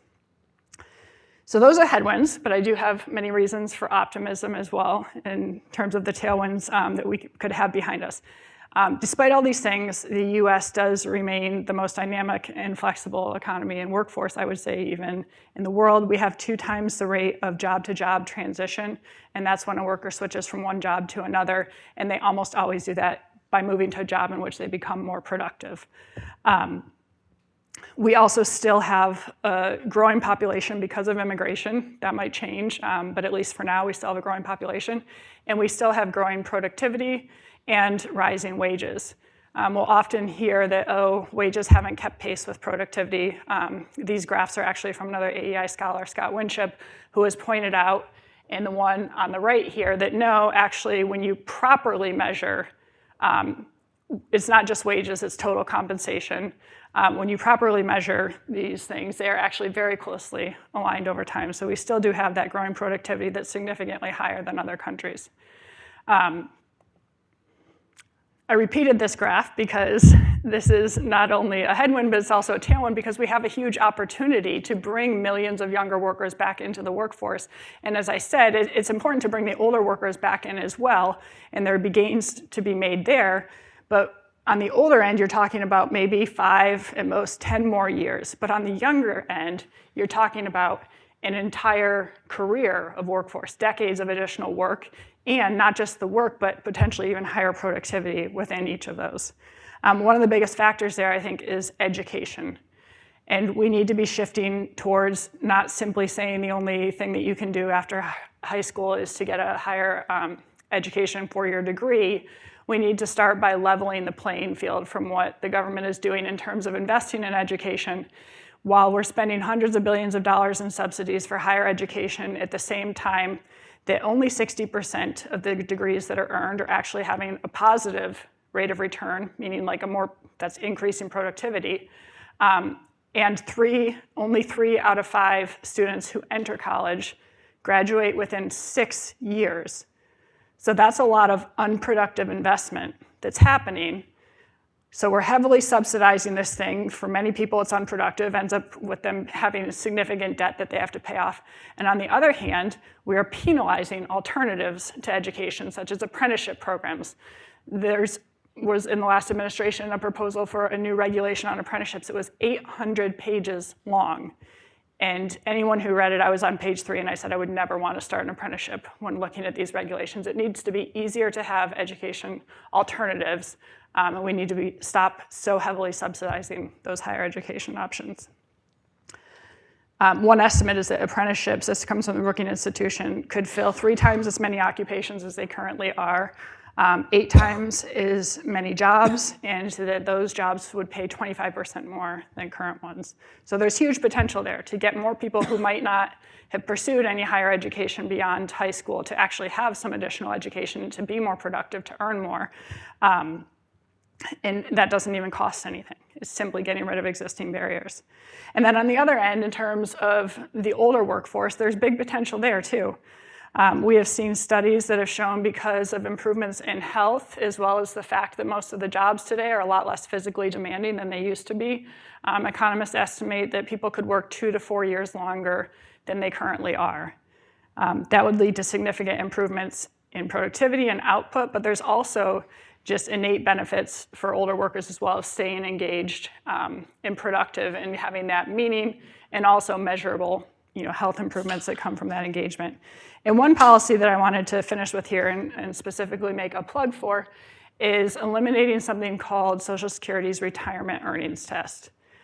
So this is something that was put in place in the Great Depression era when Social Security started, because we had a situation where unemployment was over 25%, and policymakers wanted to design it specifically to push older workers out of the labor force to free up jobs for younger workers. So what they did is they said, as soon as you collect Social Security, you can't be working, basically. If you work, we take away your Social Security benefit. So that test has been modified over time. The way it works today is if you earn over about $23,000 a year while you're collecting a Social Security benefit, and you're between the ages of 62 and 67. So most people actually collect benefits, what's called early, in this 62 to 67 range. If you're in there, you work, and you earn over $23,000 a year, you're going to lose $1 in Social Security benefits for every $2 above that you earn. So this results in incredibly high perceived marginal tax rates on even lower and middle income earners here. You can see rates ranging between 72% to 84%. A lot of people don't know about this when they file for those early benefits and keep working, but then they realize it when their Social Security check keeps getting smaller and smaller and sometimes disappears entirely, and they say, well, why am I going to keep working if 84% of what I'm earning is being taken away in taxes? And so all the studies show, yes, this significantly reduces older workers' earnings. The thing about it is it doesn't hurt to get rid of the retirement earnings test. It doesn't hurt the federal government, it doesn't hurt Social Security. It actually helps them because workers don't realize that when they hit their normal retirement age, they actually get what was taken out added back into a higher level benefit in the future. But nobody understands this, and they perceive it simply as a tax. So all it does is reduce labor force participation among older workers without any benefit. So I ran some numbers and estimated what would happen if you got rid of this. Big increase in labor force participation, potentially adding up to 1 million more older workers into the labor force. It would improve general tax revenues, Social Security tax revenues, modestly reduce the poverty rate. So this seems like at least one kind of low-hanging fruit proposal that would be a win-win. Thank you.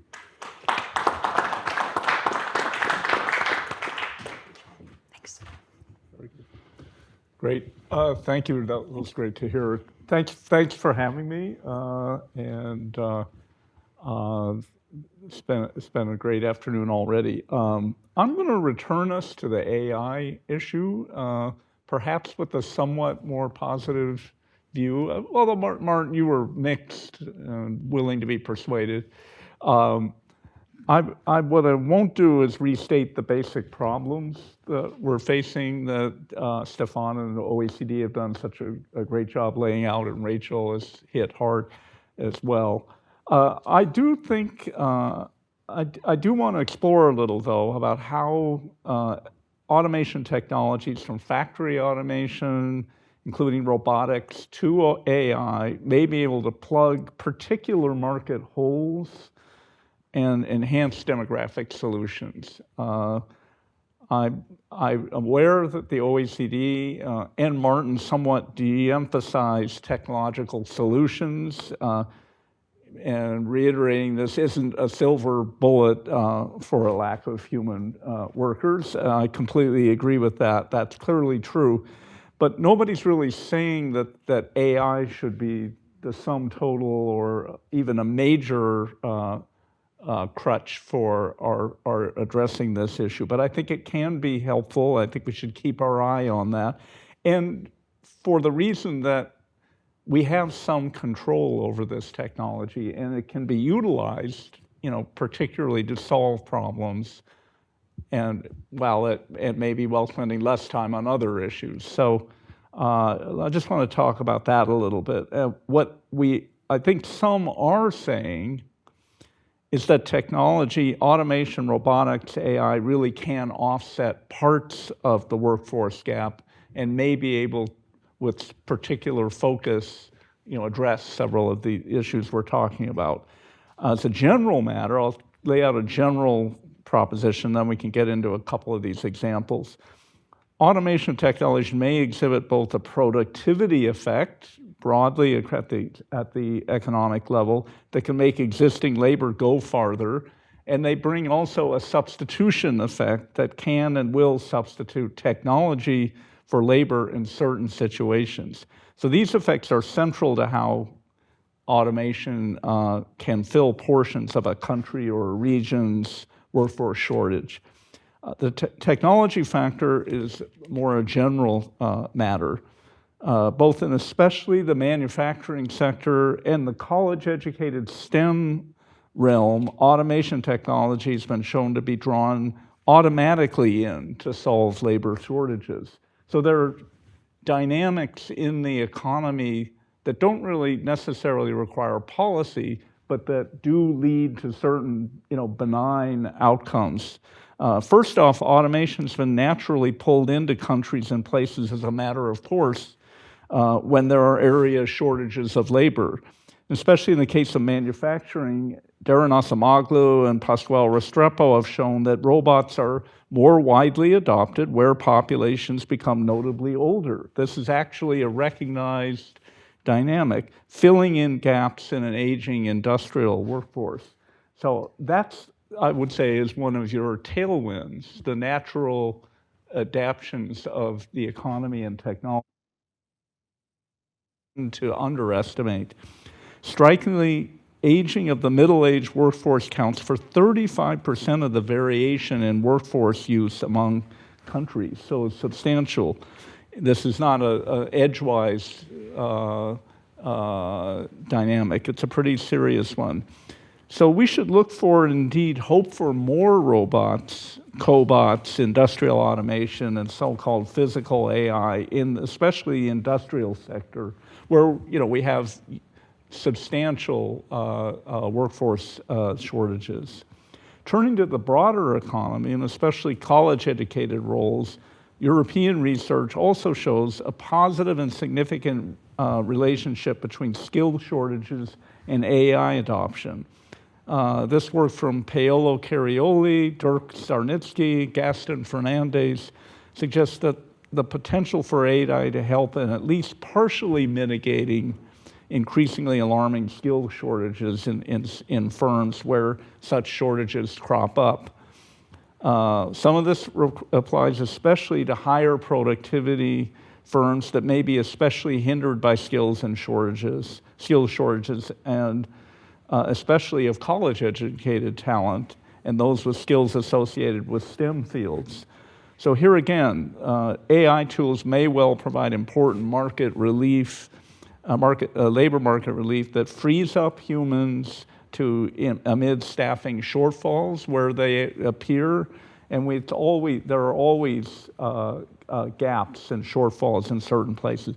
It augments sparse staffs, and then mitigate shortages of technicians and specialists, which we tend to wrestle with always in so much of the economy.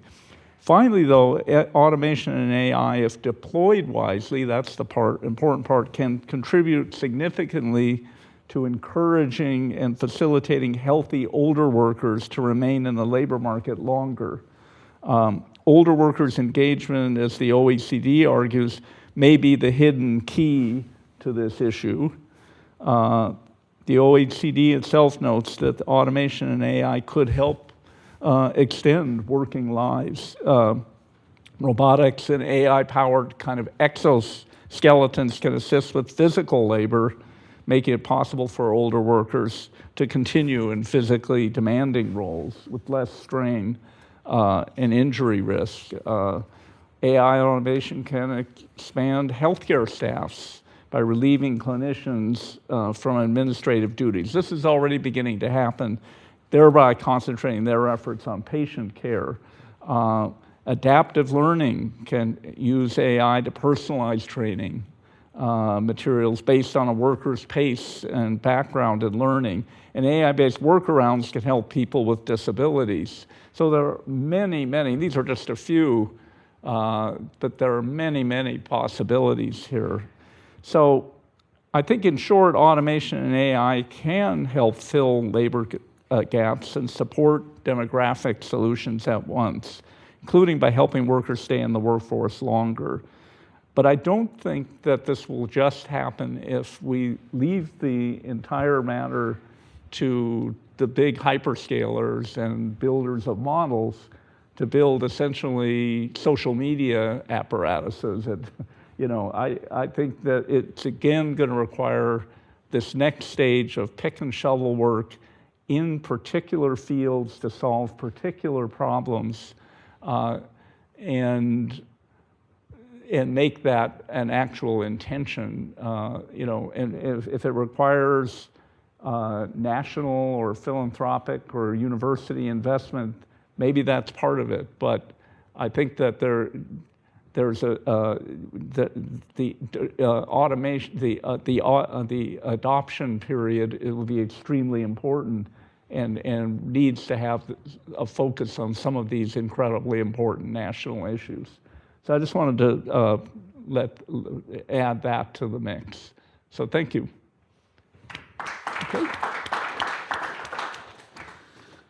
Okay, so we've reached that stage in the panel where everything has been said, but not everybody has said it.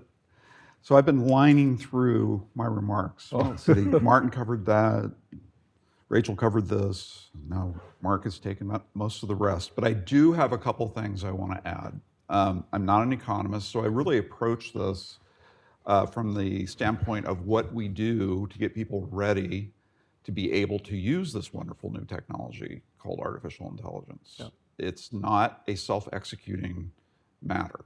There's a lot of self-learning that can be, self-directed learning that can be done with it, but that's not the full answer. We need to be thinking a little bit more broadly than that. My model for thinking about this is actually what happened to the manufacturing workforce in the 80s, 90s, and early 2000s. Yep. We did not prepare. I was on the Hill. I know we didn't prepare. We did not prepare policy to be responsive to the kinds of hits that the manufacturing workforce took, mostly as a result of automation. There's some trade impact, but it is mostly the product of automation of our factories that was so painful. Most Americans gained a great deal out of automation and out of trade. We are a vastly richer country than we were before. But there were some communities in some places, and we can all name them, that did not do well, that did not thrive. And those costs were very narrowly concentrated, and we are still very much living with the consequences of that. So I think right now we're in an analogous kind of transition in the knowledge economy. We see these shifts, these kind of epical economic shifts throughout our history, agriculture to manufacturing to information, and information to information and knowledge. And now I think we are moving into what many are calling the judgment economy. And the judgment economy is already putting a premium on the ability of workers to oversee and manage AI systems and AI-driven robotics as well. So it's not just information management, we've also got things headed at us right now. Another hit to the manufacturing sector workforce, I think, is on its way. When you talk, for those of us who have been in workforce development I've been doing it for 25 years. I think it probably was happening for 25 years before I started. You ask employers, what's the problem with our workforce? They will give you a list of 10 things, and 8 of those 10 things will have nothing to do with technical skill. It will be creativity, critical thinking, teamwork, communication, all of these things which are actually they're usually not things you sit in a classroom to learn. These are things that we learn as we kind of move through life, through a variety of institutions. Some of it is school, and much of it is not. So that's been the mantra for the last 25 years. It is still the mantra, and I think that AI is going to put this problem on steroids because of this shift to the judgment economy. Because the skills that are needed for exercising good judgment relative to what an AI produces are very much the same as the skills that I just listed: critical thinking, creativity, and so on.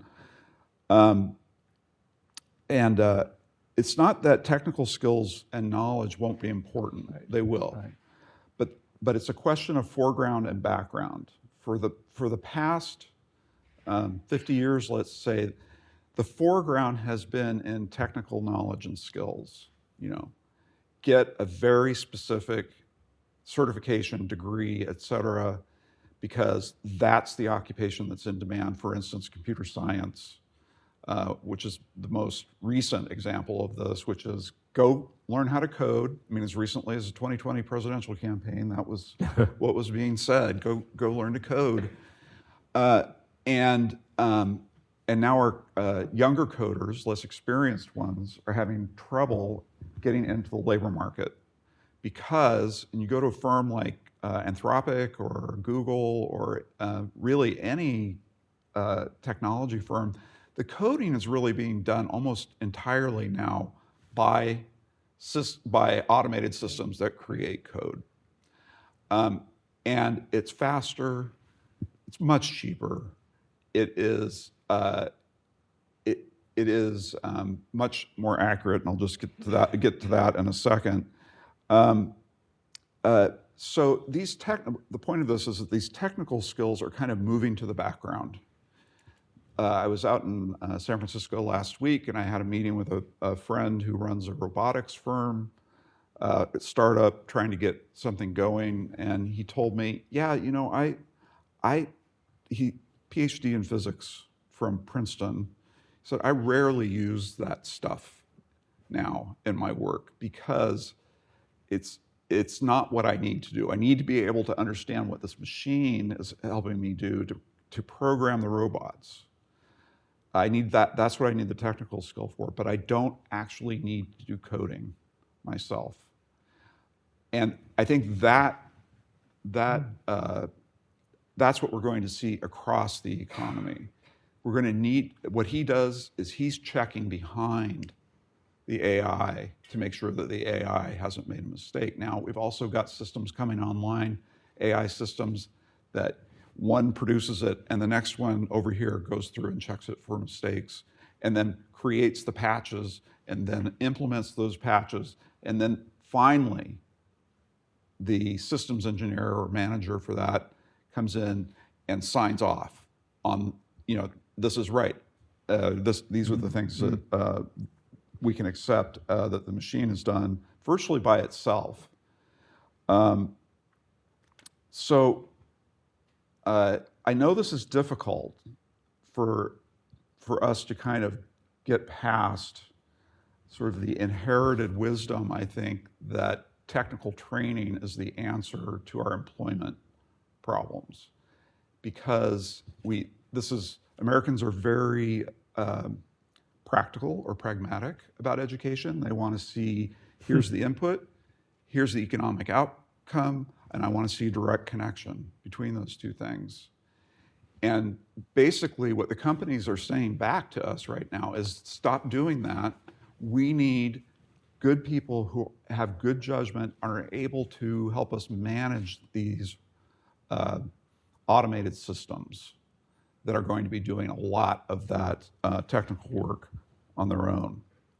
So in the 80s, 90s, 2000s, we failed to anticipate the breadth and depth of the change that we were facing and failed to design policies that focused on what do we do when people need to be reskilled or they need to be retrained, or if they're in school, how does that educational pathway need to change in order to make sure that that our young people are prepared for what's coming at them? And I really hope that we can avoid reliving that chapter. Even though it's a completely different population, Mark's written on this, you know, it's the knowledge workforce that is most exposed to AI. The hands-on kinds of jobs, much less so. We still need all of the manufacturing workers we can get. We still need all of the HVAC people that we can get. We still need all the plumbers, all the trades. Those things are very hard to automate, and therefore that demand is probably going to continue to grow. Right. So, but for people who did what we told them to do, go to college, get a 4-year degree, you'll be fine. For those people, and I think that younger workers or new grads and younger workers are starting to experience this already, those degrees by themselves are not sufficient, especially if they were narrow, sort of technically focused kinds of degrees. So to try to break this pattern of having failed to prepare, I feel pretty strongly that we need advanced planning in some sort of non-governmental, bipartisan, cross-sector national commission on AI that looks just at jobs and skills. This is not for the purposes of trying to predict what's going to happen, specifically in an industry or to a particular job category. That's completely unknown and I think unknowable for the most part. But we should be planning for what we'll do if we've got a high level of displacement or skills atrophy, if we've got a moderate level of displacement or atrophy, or low, and develop corresponding policy options to respond to those scenarios so that we don't have to start from scratch if our worst fears are realized or something, we see significant concentrations of people who are either being displaced or having to reskill. So that's kind of where my thinking has gone on AI over the past several years. It is a period of extraordinary uncertainty and change. We don't know what that's going to result in, but we need to start thinking about what we would do if we had to respond to a kind of shock that we experienced in the manufacturing sector. So that's what I have to say, and now I get to ask questions. So I'm going to ask sort of one higher level, since we've got three economists here, a higher level economic history argument. So we know that since the Industrial Revolution, every new technology, especially general purpose technology that comes along does two things. It displaces some workers, but it creates vastly more jobs by raising aggregate output.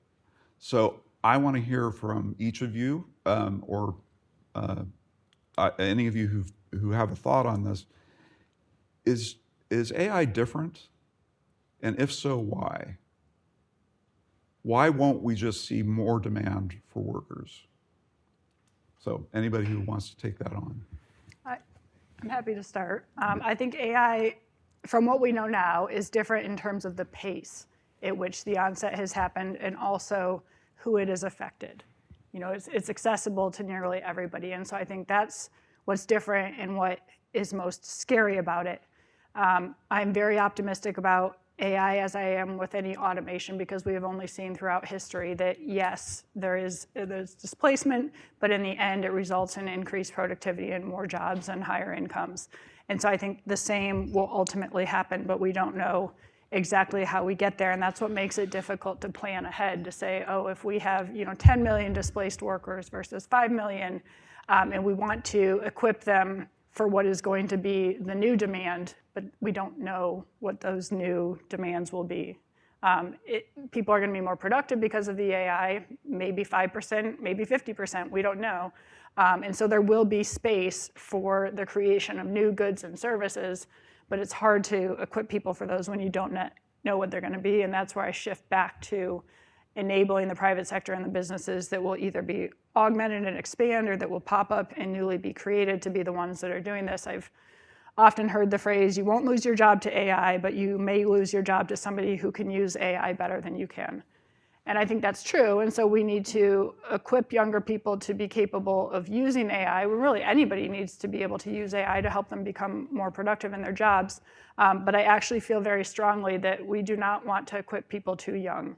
I have kids in elementary, middle, and high school, and I don't think that there is any place for AI in elementary or middle school, because what employers are saying they need is not just the technical skills, but they need the characteristics and they need the foundational knowledge. If you can't read and you can't write well and you can't think critically, then you can't use AI in a productive way. And so at the lower levels, you've got to focus on those foundational things, and then getting into the higher levels, and I would argue even shifting more towards college versus high school, is that when you start bringing in those capabilities to use those tools. And I'm encouraged by employers that they will train their workers in order to use the systems, and each system is going to be unique. And yes, it's the character traits that matter a lot, but even the bar is low in some places. Talking to a group of manufacturers, one of them said to me, if you give me somebody who shows up on time, stays the whole time, and passes a drug test, I'll do the rest. And so the biggest thing we need here is an economy that has ample job creation, and where you have employers who are willing to invest in workers to equip them with the skills they need. Martin? I'm pretty confident that we will generate the jobs. I think that's certainly the lesson of history, and I have no reason to think that that would necessarily change.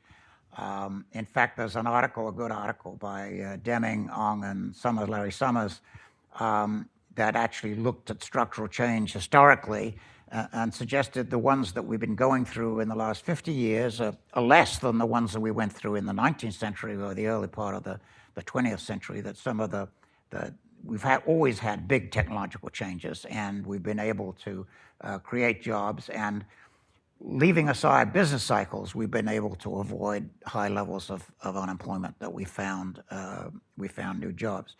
Now, I think the question mark is, is this actually going to be disruptive without giving us a lot of extra productivity? Because if you get the extra productivity, then people have more money, and then they spend on more things, and so then there's more jobs, as everybody's got stuff to spend and work. But are we going to sort of disrupt the labor market and not get a lot of productivity? Right. And some economists think that's the case, and with some reason, because in the last 40 years or so, we've had a lot of skill bias change without a lot of productivity. So it's been a surprising combination that we've had as much change in the structure of the labor market without necessarily getting big gains in productivity. So I'm hopeful that AI will be better on this score, and we'll get the productivity gains and the extra income, and that will generate more jobs. But I do think there's that danger that we have to worry about. I think your argument that we need to sort of prepare the workforce for this, I think that's great. That's not something that America's been all that good at historically. Yeah. I mean, we don't have much in the way of training programs. We haven't, and the ones we've had haven't always worked very well for various reasons. Either government hasn't put much money in them, or unions have opposed them really, and so that's not been the American way. What we have is education. So we have a whole coterie of community colleges as well as universities. So we've sort of gone down the education route, and maybe that will work. Maybe the good community colleges will find ways of giving people the skills they need to operate in an AI economy. But that's sort of what we need, and I think it's still up in the air. Yeah, okay, I wanted to hear what Martin had to say on that one. So a couple things. A first view is that this technology is something that can be managed. We have a say in this amidst the robots. And so it's important to remember that and exert that. I do think that there's different kinds of automation that is solely designed to replace people, will replace people, and will not allow solutions to these other problems. So again, that choice is extremely important. I also want to suggest that there may be a little more time for your efforts to, yield fruition. I don't think this is going to happen anywhere near as fast as Sam Altman is telling us. Right. That shouldn't allow us complacency or a sigh of relief. But I do think that we're being sold this overly we're being sold AI that is emphasized, that is all about over-indexing on algorithm production, under-focused on solving particular problems, and is extremely naive, I think, about what it takes to deploy a technology and truly diffuse it the way Martin knows happens within companies. We can't even get Salesforce working properly at the Metro program at Brookings. But I would say also, so there's huge importance of the pick and shovel work of deploying these technologies. And I think that will require domain knowledge of, I think, experienced workers along with the practitioners of algorithm sciences. And it may even be where older workers have more to impart about how the operation works, how the technology could be used. This may be an interesting new development for older workers. So again, I think domain use is something that we need to think about and may offer a way forward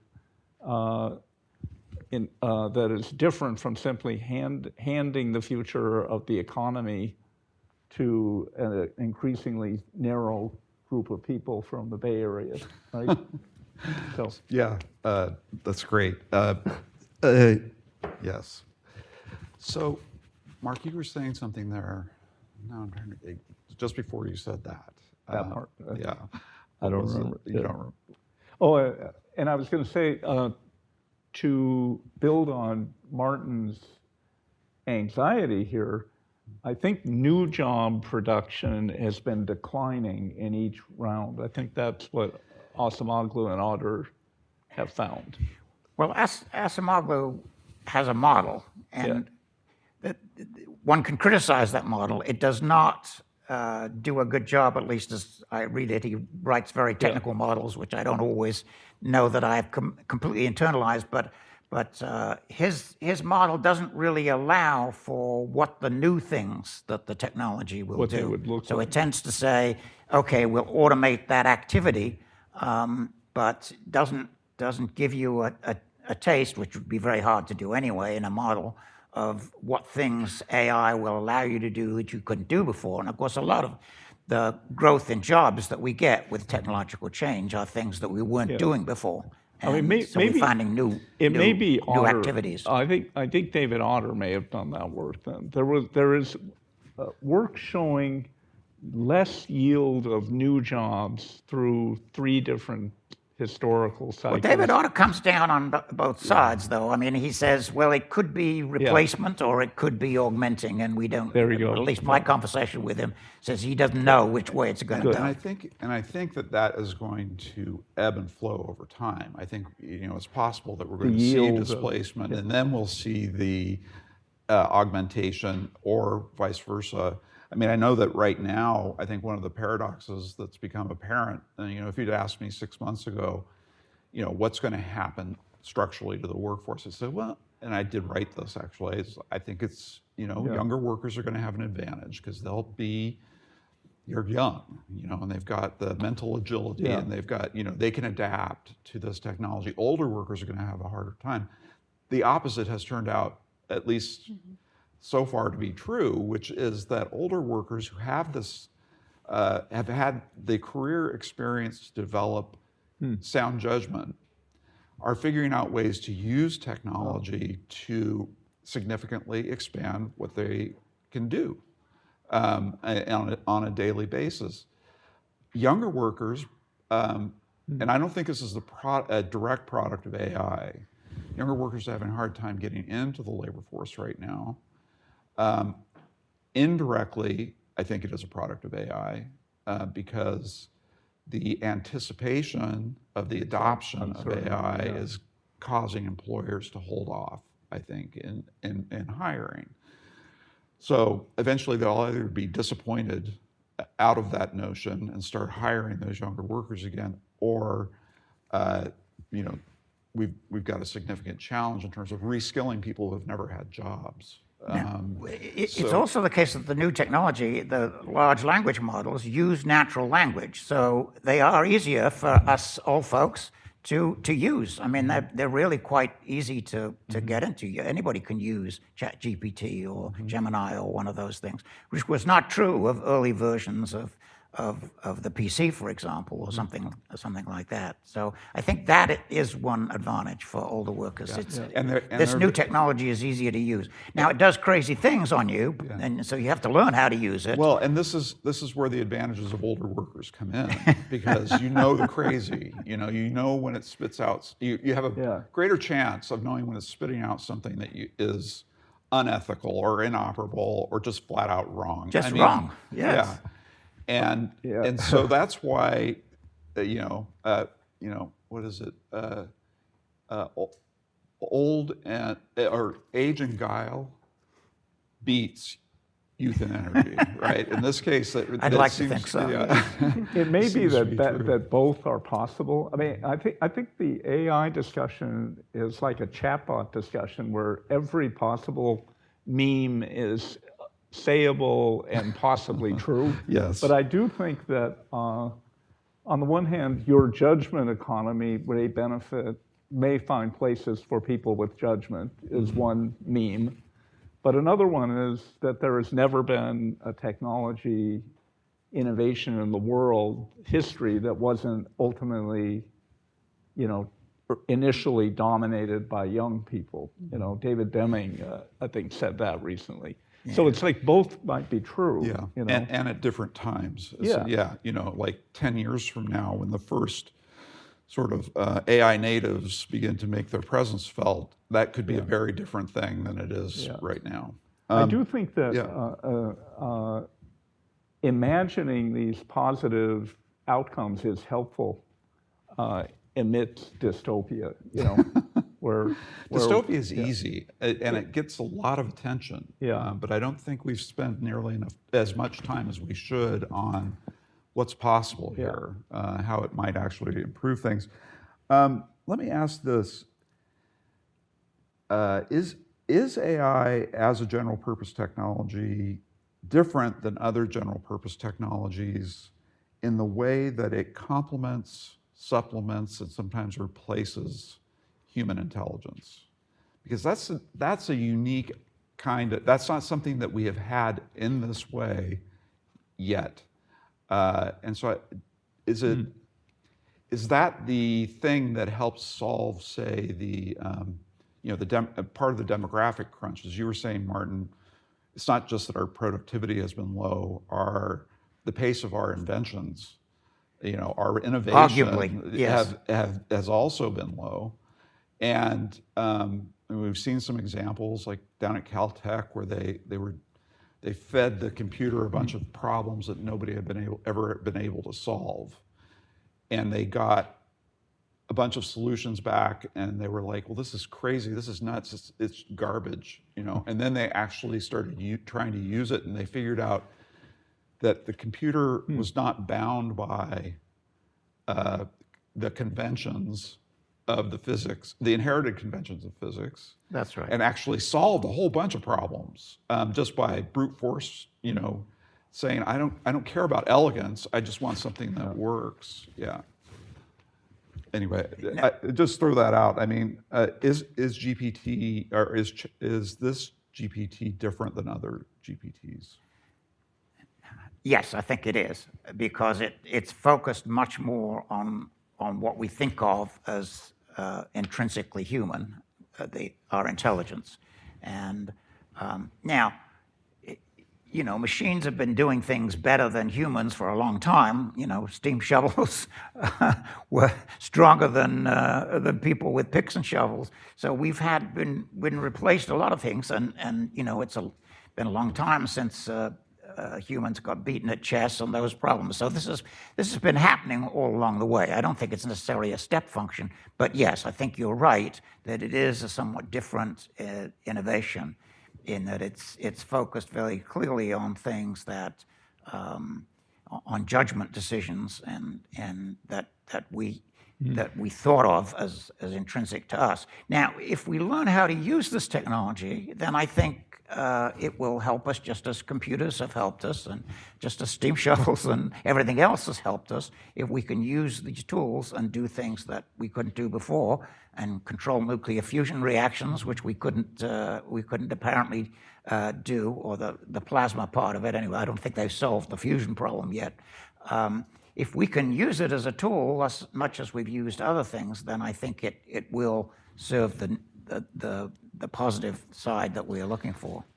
I'm interested in other reactions to that question, but I need to know about time. Where are we? Q&A. Okay, so let's go to questions and answers. We've got one question here.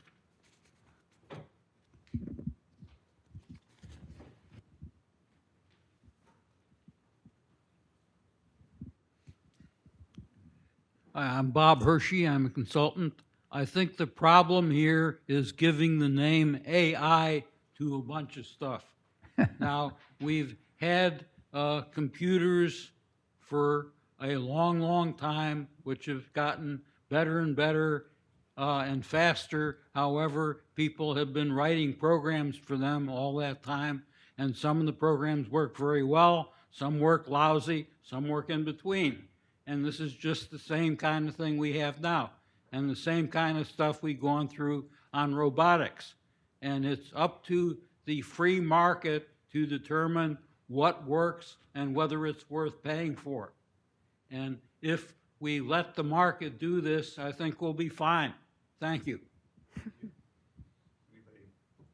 Mark, anybody want to respond to that statement? No, he spoke for himself. Sure. So thank you for a great panel.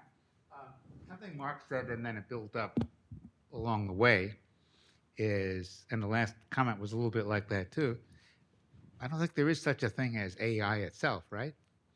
It's the AI that's being produced and given to us by right now what looks like a small number of companies who think that they can create, or they already have, such high barriers to entry that they can make a lot of money. So my question is, right, are we going to be stuck with what they give us, or will a real market be created?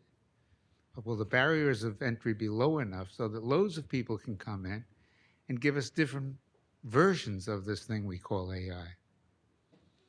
Yes, I think we are getting different versions, and right now you maybe need a huge amount of money to build these complicated models, and so only a half dozen companies have got the resources to do it. But I think there are others, and actually China with its DeepSeek, I mean, that sort of shocked everybody. All of a sudden, they didn't need quite as much resources, and I think we'll see that increasingly, that you'll be able to use these models in smaller, selective ways as well. So I think we will get that kind of choice along the way, and I think that's what makes the market work. So we have a lot of choice of what we take. And I think this sort of, is orthogonal to your question too. I think that we have an extremely narrow industry taking shape with OpenAI in the middle of it, setting up huge deals with all possible rivals, so it's almost too big to fail, in basically merchandising a quite narrow set of tools that have their own biases and uses. And then nobody's really funding the kind of work to develop problem solving for other issues, things of national interest, issues about the labor market. There's no organized effort to work on that really, and there's certainly not much funding for it. Mm-hmm. So I think I'm worried about path dependency. Now I see path dependency everywhere I look in my work, especially on the geography of places. Yeah. And we know what the geography of this is going to look like. It's going to be 3 or 5, places that are vibrantly participating in the industry, and everybody else will be just using the product. And so we'll get imbalances that way. So, and we know what that leads to, backlash, cultural alienation. Sure, but to take this gentleman's point, Yeah. what the market is making Yeah. these decisions, Yeah. right? So what's wrong with the market making these decisions? Because it will lead to a kind of lock-in of a very narrow set of actors in this at this stage. So, But aren't we already seeing companies employing their own in-house Pardon? models? Aren't we already seeing companies employing their own in-house AI models? yes, yeah. Typically built on top of one of the big models, right? These big foundation models, there's relative handful of them. Right. And then you kind of, So meta, maybe we'll or see. you're using all those models. But yes, I think there's a lot of innovation in the space. And OpenAI and its positioning at the center of this right now, I mean, what I see in all of that is hedging, because of the fear of the bubble. Fear of a bubble. If chips go down, I want to make sure I'm in data centers. If data centers are overbuilt, then I want to make sure I'm over here developing tools. So they're trying to spread their risk. Is what I see in that web. It's Of very hard to see confusing. how everybody's going to make money. I mean, given the amount of money that's being put in, which, maybe that's okay. That's the way markets work Yeah, too. might be okay. Yeah, I mean, Derek Thompson wrote a great piece yesterday or the day before about analogizing this to the railroads, the building of the railroads. Yes, there was massive overinvestment.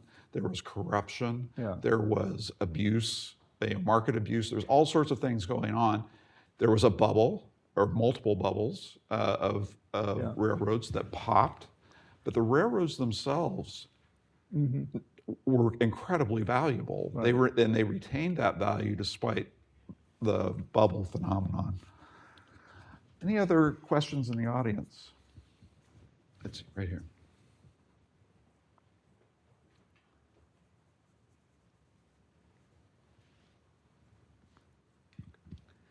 Gerald Chandler here.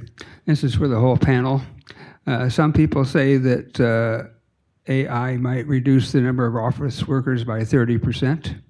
And would that be bad? Maybe we'd reduce, rather than increasing retirement age, reduce retirement age to 50 years old, and that would take care of the whole problem of job loss. Well, I think you need to talk to our friends over at the OECD about that.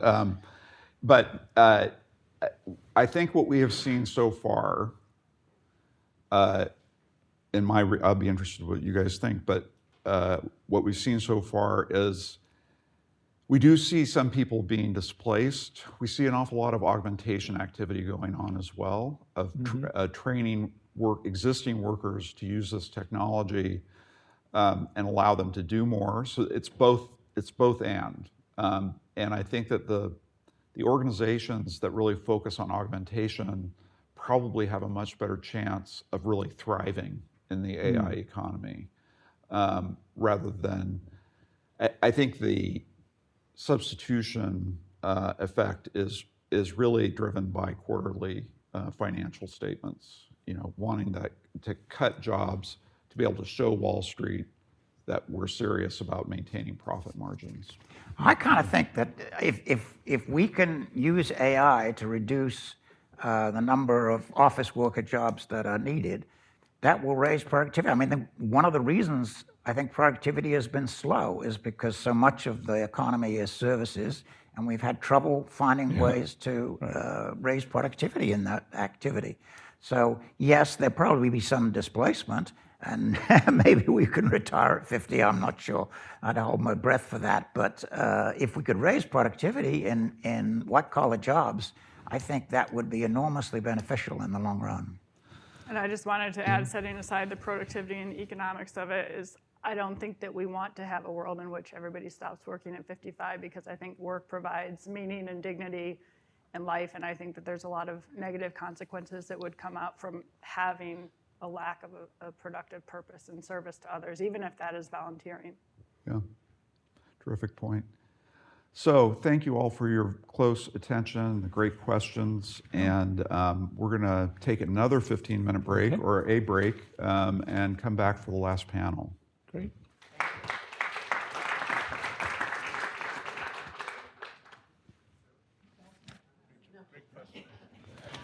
Yeah. Oh yeah, I worked on the Hill for 14 years. Both houses, I worked for Democrats and Republicans.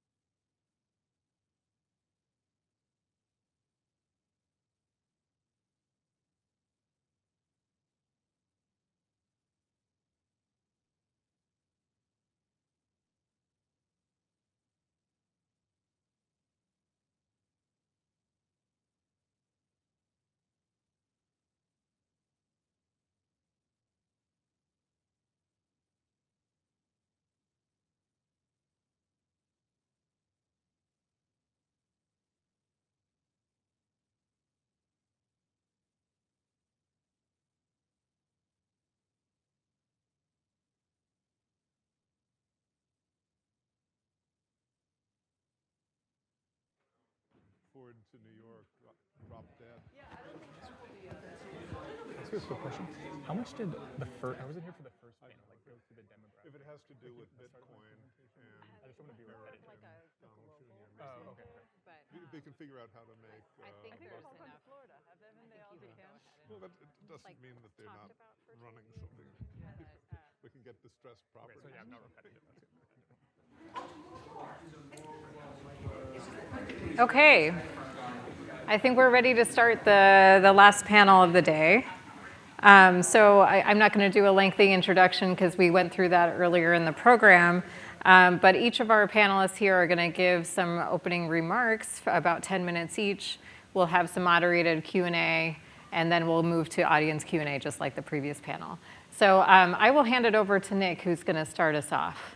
And you're welcome to either speak from the podium or let me get that. Yeah, there's, I think all of us have slides. All right. Well, thank you for inviting me. It's always great to talk here. So, demographic change offers risks and opportunities, but there's no reason that a shrinking and aging society can't prosper and flourish. You just have to do the right things. You have to be flexible, you have to optimize human capital, live longer, work longer, all of those sorts of things. It doesn't look like the United States at the moment is ideally poised to capitalize upon these opportunities. And in fact, the vulnerabilities to the US may be greater than they were a generation ago. And I'm going to show you what I mean about this. Let's just start with prime age men. The work rate for prime age men in the United States is about the same today as it was in 1940 when we first measured it. Early 1940, as you recall, was the tail end of the Great Depression. We have a tail end of the Great Depression scale problem with work for prime age men, who are kind of one of the backbones of the labor force. We are increasingly an aging society, and up until the pandemic, one of the rays of sunshine in the US labor force tableau was the rising labor force participation rates and employment rates of the 55 plus group. But if I were to give a caption to the LFPRs since the pandemic, maybe I'd call it "Help, I've fallen down and I can't get up." I don't quite understand why it can't get up, but we haven't been able to return to pre-pandemic LFPRs for the older American workforce. And the gap there is about 2 million workers. We seem to have a happy story with labor force participation for prime age American women. And so far as that goes, that's very good. But there is a doppelganger to the men without work that I showed you at the beginning, and that is this new group of women without work. Women, prime age, neither working nor looking for work, without children at home, and without a husband at home. And that group has been growing exponentially, just as the male dropouts have. It's smaller, but the direction is heading in the wrong way. And if you look at time use, self-reported time use for this group, it's a little bit too much like the guys. Here's one of the problems that other countries don't have to face in thinking about labor force manpower utilization. We've got, we don't keep these numbers very well, but we may have 25 million adult ex-cons in the United States at this point. We talk about the incarceration problem, but for everybody every one person in prison, we've got at least 10 adults who have felony in their background who are in society as a whole. And that's a group that isn't employed terribly well. That includes 1 in 7 adult men. Here's another thing that we probably ought to be thinking about. When I was a young guy, summer jobs were a thing. And everybody got them. It gave you pocket money. It got, the parents out of your face, so you could save for whatever you wanted to, whether it was college or something else. And you also learned about what work was like, what jobs were like while you were a teenager, and when the attitude adjustment wasn't as painful as it will be if your collision with the labor force happens to occur in your 20s, as is generally the case now. We're having a slowdown in the increase in educational attainment in the United States. All other things being equal, that's not something that we'd want. It's not because we've hit an asymptote that we can't exceed. Other countries are now passing us in terms of mean years of schooling for our male and female, 25 plus, 15 plus population. We don't talk about this much, but this has a bearing on many other problems as well. And then there's health. I mean, I don't know how much I need to say about the US health condition. You want to have a healthy workforce. There is such a thing as American health exceptionalism, and it's not a way that you'd want to be exceptional at this point.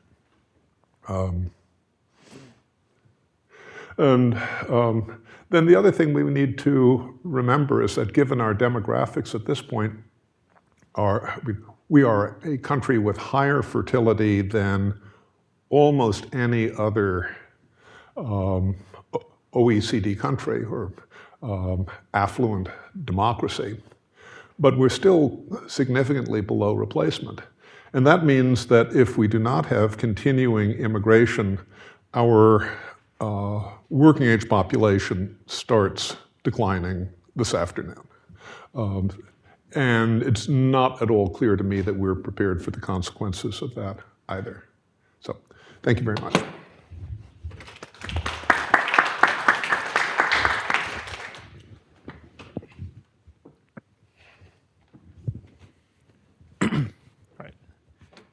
Thank you to Gopi and to Matt for inviting me to speak and for organizing this event on a timely and important topic. I'm Luke Pardue. I'm the policy director of the Aspen Economic Strategy Group. So I'm going to try and do two things in my time. First, I'm going to try and get a little bit under the hood on what exactly these demographic trends mean from the US perspective, and specifically looking at fertility trends. When we consider alternative scenarios, what do those alternatives actually look like? And then the second part, get a little bit into the flip side, the rising life expectancy, and two important and I think underappreciated considerations there. So here I've just got a figure showing those two trends of rising life expectancy and declining fertility within the US. The blue line shows the US total fertility rate. The total fertility rate is a constructed measure that basically gives a picture of what a woman born today, how many children a woman born today might have over her lifetime if she follows the current age-specific fertility patterns that are seen today. And you can see in the 50s and the 60s, the baby boom, then the dip. For the past several decades, we've been at about replacement level fertility of 2.1, and then just following the Great Recession in 2007, we've seen a sharp and continual decline in the total fertility rate. I should note, given the international considerations here, we are relatively late to the game in declining fertility rates compared to other advanced economies, but we have been experiencing those lately. Actually, I'll go back one. And then the second is the trend of rising life expectancy, which is the red dash line, which is just to say that we've basically seen a continual increase in life expectancy to about 78 years today. Now, what that means in terms of the workforce is basically a shifting composition within the US. The blue line is the share of the population that is what I consider working age, which is 20 to 64. And you can see the dip in the 60s as the baby boomers, or I should say as the baby boom generation kind of entered, they were children, so they took time to age into the working age population. But about 20 years later, we saw the share of the population that was 20 to 64 rise, and then again we've started to see a drop in the working age population, in the share of the population that is working age, and then in the red line a rise in the elderly dependency ratio. So what that means in terms of the U.S. workforce, as Nick pointed to, it is, given current projections, an imminent decline in the size of the working age population. We're growing at about a 0.4% rate each year right now, and by 2040 we should expect to see a shrinking U.S. working age population on the lines of about minus 0.1%. And in terms of actual numbers, that's about 230,000 fewer workers or members of the working age population each year. What I show here is actually drawing on some work that I'm working on with my colleague at the Fed, Lisa Detling. Her and I are working on what the economic implications of alternative scenarios for U.S. fertility rates would look like. We're looking specifically at the fiscal situation, but there's sort of this intermediate step of looking at the impact on the size of the working age population. And so we show two different scenarios where what if the U.S. Saw a rise in the total fertility rate from where it is at 1.6 today to about 1.8. And then what if we see a much more optimistic scenario, which would be a rise in the total fertility rate to about 2.1 by 2032. And we considered those just because they seemed relatively reasonable. The 1.8 scenario would be an optimistic scenario in our view, and the 2.1 back to replacement rate would be pretty, in my view, wildly optimistic. But it also turns out that they reach interesting benchmarks, which is that in the scenario in which the U.S. Fertility rate returns to about 1.8, that would maintain the size of the current or the working age population in about 2040. And then if we reached 2.1, the replacement level, we would actually match the current level of growth in the working age population, which is about 730,000 workers added per month, members of the working age population.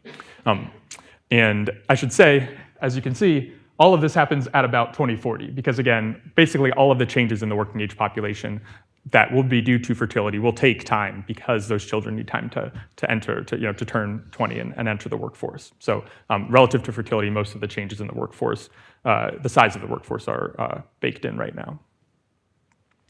So what does that actually mean? Like, it's easy to kind of simulate a rise in the fertility rate to 1.8 or to 2.1, and I actually just wanted to give you guys an idea of how both what the size would mean and how realistic that is. And here I show some age-specific fertility projections from the Social Security Administration, which projects a rise to, this is their baseline scenario of a rise back to 1.9 by 2050. And I mean, basically, the optimistic scenario of an increase in the birth rate is kind of premised on the idea that we're going to see a lot of delayed childbearing, that women in their 20s who have seen a decline in their fertility are then going to compensate for that in their 30s and make up for the sort of the children that they're not having right now in their 30s. And then women in their 20s will sort of, the decline that we're seeing among women in their 20s will stop. And how likely is that? To do that, I'm going to draw on some work that Melissa Carney, Phil Levine, and I put out in the Journal of Economic Perspectives that takes a cohort-based view just to trace the childbearing behavior of women of different cohorts across different ages. And you can see among, sort of those full lines are women in older generations who have completed their fertility, and they kind of get to replacement level fertility of 2.1 children ever born. And then those lines that are incomplete are kind of women of younger generations. The blue line is women who were about 20 to 24 in 2017, and then the yellow line is a slightly older generation. And you can see that there, just sort of visually, there's a significant gap in the number of children ever born just so far. So that's to say they have a lot of room to make up. And it's not necessarily implausible in the past. So if looking at other countries like Norway and Canada, when there are small gaps to make up, we can actually see them close that gap. But again, the left panel is the United States. This is slightly updated, and the sort of lower trajectories among women in older cohorts indicate that there's a significant gap. And to give you a size of that gap, today, half of women in their 30s don't have children, and in the past that's been about 20%. In past cohorts, by 40, that's been about 10% of women are childless. So to sort of completely fill that gap, 40% of women who are currently childless would need to have a child, and to me that seems relatively unlikely. But this is to say that hope springs eternal. The Social Security Administration pretty consistently forecasts that the fertility rate will rise back somewhere between 1.9 and 2.1. This is just showing different vintages of their fertility forecasts, and even amid the pretty sharp post-recession decline, they kind of kept their hopes up. I decided to see if there are alternative projections, looking at the wisdom of crowds. There's one Polymarket betting market on the fertility behavior outcomes in the US over time, which is just the quarterly changes. And it seemed like the betting markets indicated about a 30% likelihood that from Q4 2024 to Q1 2025, the fertility rate would increase. I don't know who is responsible for setting up these markets, but I think it would be really interesting to put a long-term betting market there. Just an idea. And last, I just kind of wanted to shift from the kind of fertility conversation to the aging of the workforce, rising life expectancies conversation, to quickly touch on 2 points that I think we'll touch on during the conversation that I think are sort of underappreciated and interrelated. We've been talking a lot about the delayed retirements and older folks in the workforce, especially relative to their younger, the impact on the younger generation. And I think one underappreciated framework is one that Northwestern economist Nicola Bianchi and others have put out, which is kind of around congestion in the workforce, that there's sort of limited opportunities at the top. And as older workers delay their retirement and continue in their roles, younger workers can't move up the job ladder. And so they sort of get jammed. And that's causing them to shift into lower skill and lower pay wages early. And that's going to have long-term consequences later in life. And we're seeing that in Italy, which is a country that's dealt with these demographic headwinds for a while, and we're starting to see it in the US. Paul Monin has a great paper looking in different commuting zones that have different age structures, and he sees this pattern pretty clearly. And then finally, the second one is just from a business dynamism perspective, the aging of the population is contributing directly to the decline in business dynamism that we've seen over the past several decades. The share of businesses that are startups has fallen. The share of businesses that are mature, that are 11 years or older, has risen. And Ben Pugsley at Notre Dame and others have directly connected this trend to the aging of the US population, and then to the decline in productivity on the order of about 3% on aggregate. I'm not going to go through the specific policy recommendations, but I will just say the framework from those perspectives should not be to try and get older workers out of the workforce at early ages. As we've been saying, older workers have skills and knowledge and judgment that are valued in the workforce today, but it should be to figure out how to reap those benefits without cutting off the channels of business dynamism and career growth that younger workers depend on. So looking forward to digging in, and thank you again.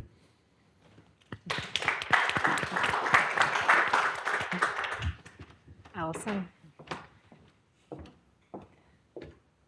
All right, so I was going to talk about the prospects of increasing the labor force past retirement age, which is something I guess is so important that all the other panels have also touched on it. And I mean, there's a reason why. I mean, it is, really in a lot of ways the answer to almost all of our problems, which are rising debt, declining productivity, the fact that there's all these retirements that we can't pay for. And, I don't think people appreciate I'm not a retirement doomsdayer. I tend to sometimes be a little bit more sympathetic to Andrew Biggs' argument that, things aren't a disaster. But I mean, to some degree, people, don't have a ton of money for retirement. And, even if you have, like you do in France, a well-funded, or not a well-funded, a very generous government pension, that is underfunded in a sense too. So we have a bunch of people who want to retire. They would like more money. They don't. We have falling rate of growth and huge debt, and sort of getting people to work longer, particularly because largely people are living longer, just seems like the solution that no one wants, because no one actually does want to work longer. So I was just going to go through some trends in retirement, and we can then throw out some ideas of how we can make people want to do this, and make people actually want to hire these people too, which is the other challenge. So this is just a picture that just showing, I guess age of retirement isn't entirely accurate, because this is, I guess, the age where people first claim Social Security, but it's pretty close. Just ignore that little spike there. That was some weird thing about widows getting to claim, it's not important. But don't let that take away from the trends you see, which is Social Security first comes out, everyone, claims they're very old, they didn't, there's a new program. And then, what we had is we just had for years and years this declining age of retirement. anyway, people were progressively living longer. So people had longer and longer retirements, which is, also I think shows that retirement did become this largely 20th century phenomenon. Because before, people effectively just, worked until they were really old and they physically couldn't work anymore, and then their families had to take care of them. And this whole idea that we were going to get pensions both from the government and from your employer really opened up this phase of life where you got to enjoy some period of leisure before you died. And that as the age of people retired stayed the same or even declined while people lived longer, it seems like that got longer, and people are critical of that, and rightly so, because we can't afford it. But to some extent, the way I think about it is, as you get richer, you consume more, including more leisure. So the idea that as we become a richer society, that people might have a longer retirement isn't crazy. It's just, are the retirements getting longer than we're getting richer? And that is a problem, and that is the issue. So we do need to find ways to get people to work more. And you can see that people have been retiring a bit later since maybe the mid-2000s. Partially that might have been the financial crisis that decimated people's portfolios, but also Social Security has been ratcheting up the normal retirement age.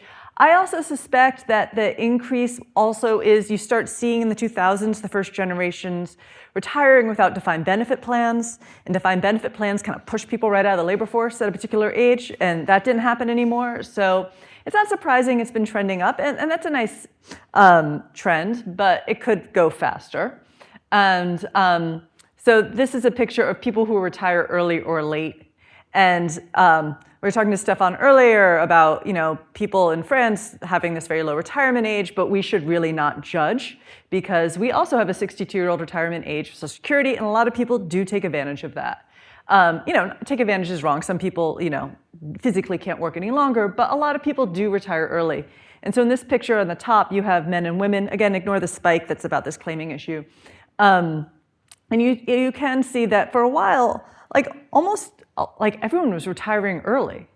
And that has been trending down some, probably again as people get healthier, maybe more dependent on defined contribution plans, so they can't afford to retire so early. And then on the bottom, you have people who retire past the normal retirement age, so between, say, 67 and 70, and that has also been trending up. Again, there are really great financial advantages to doing that, assuming you think you're going to live for a while in retirement. So it's not surprising that's been going up. Again, also might be, to some extent, we're still sort of seeing the impacts of retiring with defined contribution plans. We still haven't, I don't think, really gotten that right, but you would expect that to have different impacts on retirement behavior. So the flip side of that, this is just the inverse graph, would be people are working longer. So this is labor force participation of people above the normal retirement age. And other than the dip that you guys pointed out around COVID, it has been picking up, which is, I guess, good. Makes up a bit, although not as much as it should for prime age participation falling. But at least older people are working more past normal retirement age. And I broke it down by education, because I just think this is interesting, because traditionally you always thought of poor people needing to work longer because they didn't have the money to retire. And now we have this odd benefit of sort of phenomenon of the more educated you are, the more likely you are to stay in the labor force past normal retirement age. So people went have a graduate degree. I guess people like us, we're going to work forever because we tend to like to stay in the labor force. I'm assuming this is voluntary because they tend to have higher incomes too, college degrees, and it's people who are the least educated who tend to not work past normal retirement age. And that is probably largely because they tend to have less good health, because there's a high correlation between health, particularly as you get older, and income. And also, they were probably more likely to have physically demanding jobs. So working longer is probably not also an option for them. So it's becoming almost sort of a luxury to work longer, which in some ways, again, it's complicated, and we're going to get into the costs and benefits of having people work longer. But it is very important to people's finances. just sort of a snapshot of where people are when they retire from the latest survey of consumer finances. Again, I am more in the Andrew Biggs school than not, that I think it just doesn't look good that the median financial asset balance is only $88,000 when people retire. That's not a lot of money to finance your retirement. Of course, there's a very large inequality or distribution there because the median is 88,000 and the mean is 862,000. So that's very different. And only about half of retirees will probably expect younger generations this to be higher because participation's really gone up a lot. We've gotten really much better at getting people retirement accounts, but only about half have a retirement account. And the average balance is like median balance is $170,000, which if you annuitize that with a real annuity, would get you about $800 a month. It's not huge. And then you add that to your Social Security benefit of about $2,800 a month. That's the average one. It's not, it's not a disaster. And as Andrew Biggs points out, it's actually more money than people had in the past. So somehow people got by in the past, so odds are they will get by with this too. This is more than they had before, but it's still not great. And you think even if you worked and earned, I don't know, like $10,000 a year, this would really transform your experience in retirement. So, and I said also, I think the CBO did a study in 2012 that found if we could get people to retire later, early retirement age at 64, normal retirement age at 70, that would increase the labor force by 1% and GDP 1%. And I'd expect it to be even higher now because, with interest rates just being what they are, you'd expect that benefit to be even bigger. So, I mean, that's not nothing. 1% of GDP, maybe more, pretty good. And also, I said, would potentially also bring down interest rates more, which would also help paying off our debt. So I said, it's like the perfect solution to everything except for the fact that no one wants to do it. And no one wants to hire these people either. So that's why I call this nobody wants this solution that we all should. So, I mean, these are the policy challenges which I think we could be thinking about, which is, there's a supply and demand problem for older workers. Some people did physically hard jobs their whole life. They really aren't in a position to work anymore. They can't. The other issue is the bottom line that seems to be true across all OECD countries. People actually really want to retire and get very upset if you move that date out. Even if you move the date out for someone who's 30 or 40, even 60-year-olds now get upset about that. Anyway, it doesn't even apply to them. It's just, yeah. People do not like increasing the retirement age at all. And there are I'm sure we'll talk about distributional issues with that. Older people, poorer people do tend to die earlier. And so if you increase the rates for everyone, that is in some ways a regressive benefit cut. But there are things we could talk about. And also what we've talked about a bit before, so I don't have to talk about too much now, is the skills, how to have older people, particularly as technology really changes work, how to sort of keep people's skills fresh. And the other issue, which I don't think we talk enough about, we sort of pushing everyone to be in the labor force, is age discrimination is a real problem. Even people in their 50s, or like 50% of them are reporting some issues of age discrimination, losing their job, not being able to find another one. I think if we're going to really go all in with let's get people to work longer, we got to really talk a lot about making employers want to hire these people. And I think there are things we can do, to make older workers more attractive to employers. I think a lot of it is finding ways to make them, say, a little cheaper. It could be sort of adjusting some rules around Medicare that will make them a little bit cheaper relative to a younger worker. And, different things we could do is also on the supply is changing Social Security rules. So maybe you could claim just partial benefits. So you could work part-time, so you don't have to really commit to working full-time, but maybe, you only work, 20 hours a week and you get half your Social Security benefit, and then delay and get those bigger credits later when you sort of fully leave the labor force. And I think it was Rachel was pointing out that no one realizes that all these sort of benefits exist already, even that with the income test that you get this credit later. So I mean, really, I think I would put on the to-do list of Social Security, have a better website where people could realize this, where they could claim in and out, they could decide if they want a smaller benefit this year or so. And so all of this stuff becomes a lot more transparent. I'm really trying to be optimistic that technology can make retirement planning, also in terms of fixing DC plans, which I still like, but I think aren't really serving retirees of thinking about income planning and sort of make this more dynamic and make working in all different forms, part-time, gig work, whatever, part of some sort of an active retirement that really can work for everyone of all income levels. So I guess we'll start the discussion.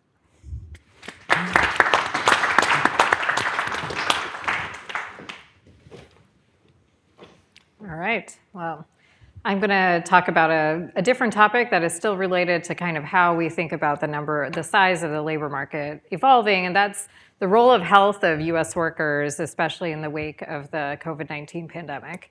And so what I'm going to try to show is something about how disability rates have changed over time, and especially in the last 5 years.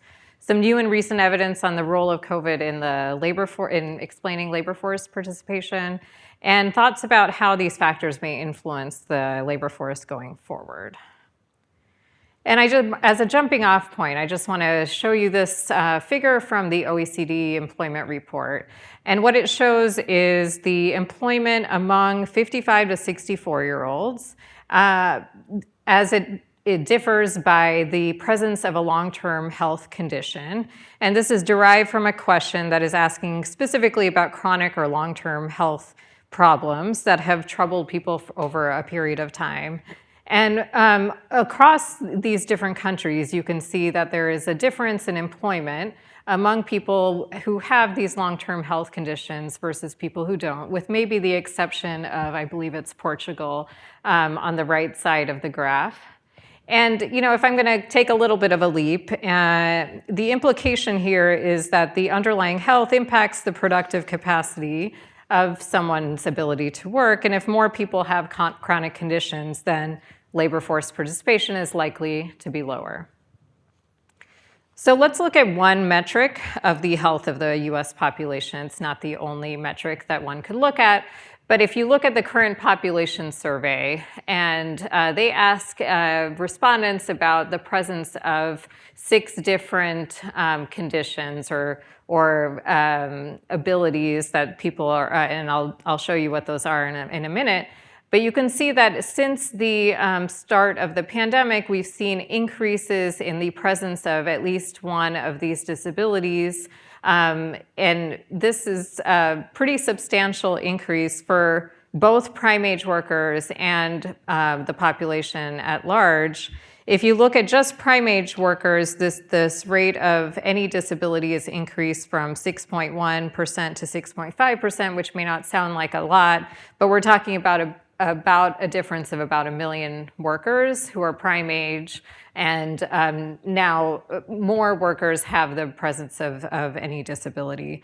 If you look all ages, it's increased from 11.9% to 12.7%. This corresponds to an increase of roughly 4 million people. So what is driving this increase? Well, you can disaggregate these changes into the different components of disability and try to see which one is increasing the most. And what this graph shows is basically a lot of the increase is driven by this particular disability, which is serious trouble concentrating, remembering, or making decisions because of a physical, mental, or emotional condition. And so this has increased in prevalence from about 3.8% overall to 4.3% in the most recent month of data. And if I now zoom in on that particular disability and try to see how represented it is among different age groups, what you can see here is that the increase is really driven by actually the younger parts of the population. So the largest increases are among those 16 to 24 in the dashed blue line, and the 25 to 34-year-old group in the solid lighter blue line. So now I want to take a step back and just say one of these things that you might think about is how much of this is related to actually just the presence of COVID as a new health risk that people face over this time period? And could some of this be explained by sort of long COVID type symptoms? And this is something that actually we spent a lot of time thinking about when I was at the Council of Economic Advisors in the 21-22 year, where trying to get labor force participation or an understanding of where are the missing workers and how much of that could be explained by COVID. And what we noticed in the left-hand graph is basically that if we look at people who experienced week-long absences from work for health-related reasons and looked at that over time and basically took out the pre-pandemic averages on a month-by-month basis and just looked at what are the excesses relative to that pre-COVID baseline and compared those excess absences with COVID case rates. And what we saw actually is that there's a pretty strong relationship. And what we actually took this analysis and we published it in a few different studies, and there's a lot more details in those studies. But what we show is that those excess health-related absences tell you something about COVID-19 illnesses specifically. And what that allows us to do is actually compare labor force participation rates among otherwise similar people who experience these absences compared to those who did not experience these absences about a year later and see what is the result of that COVID illness on their future labor force participation. I should say the left-hand graph is kind of stops at 2022 when we published this first paper. The second graph on the right now compares the health-related absences to wastewater surveillance, which is now a much better predictor of kind of the amount of COVID that is circulating than reported case rates, and the same type of relationship still holds. Okay, so when we did that analysis and tried to understand what was the impact of these COVID-19 illnesses on labor force participation a year after those absences, what we found is that labor force participation declined among these individuals relative to otherwise similar people by about 10 percentage points. And what I'm showing on the left is basically that impact, and you can see it fluctuates a bit over time. But this was present in the pre-COVID period too, and it continues around the same level during the COVID period. And in fact, it has persisted even after the end of the public health emergency. And so what you can glean from that is that basically the severity of a health-related absence hasn't really changed that much over time.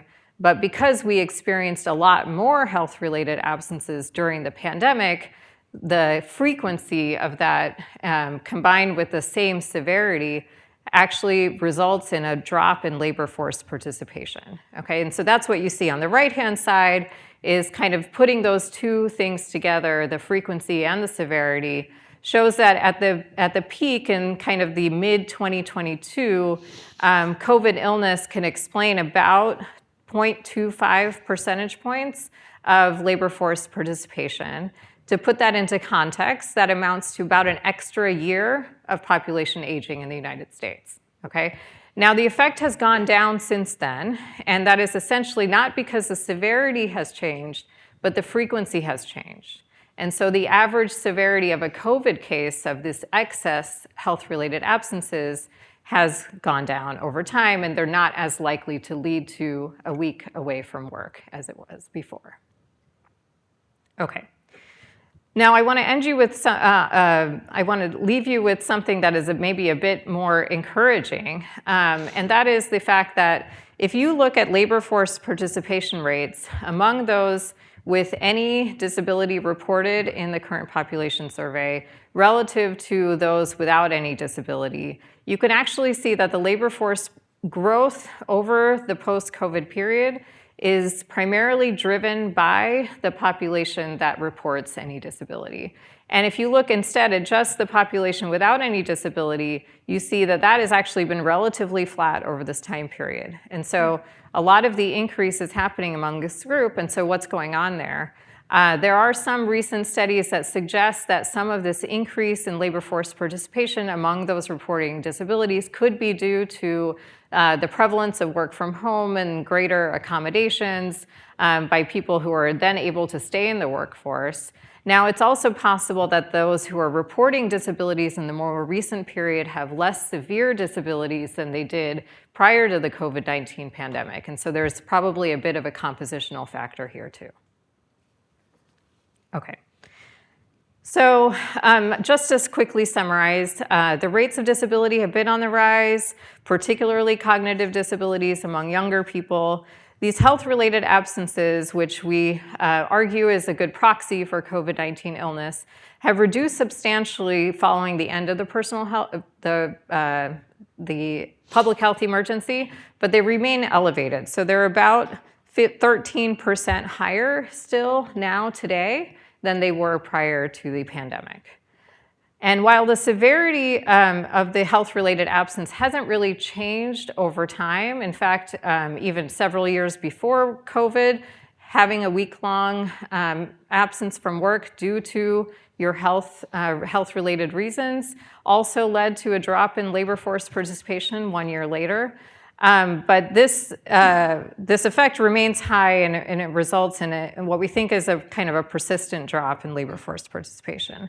But I think in terms of a silver lining, there could be a role for workplace accommodations, perhaps technology, as we heard in the prior panel, to help kind of increase labor force participation, conditional on having a disability that I think shows some promise.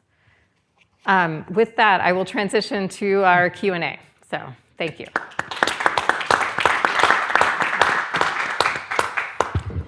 Okay, so I want to actually use some of Luke's comments as kind of a jumping off point and get everyone's perspective on a particular question. So usually economists think about labor as an input to economic growth. So more labor, more output, right?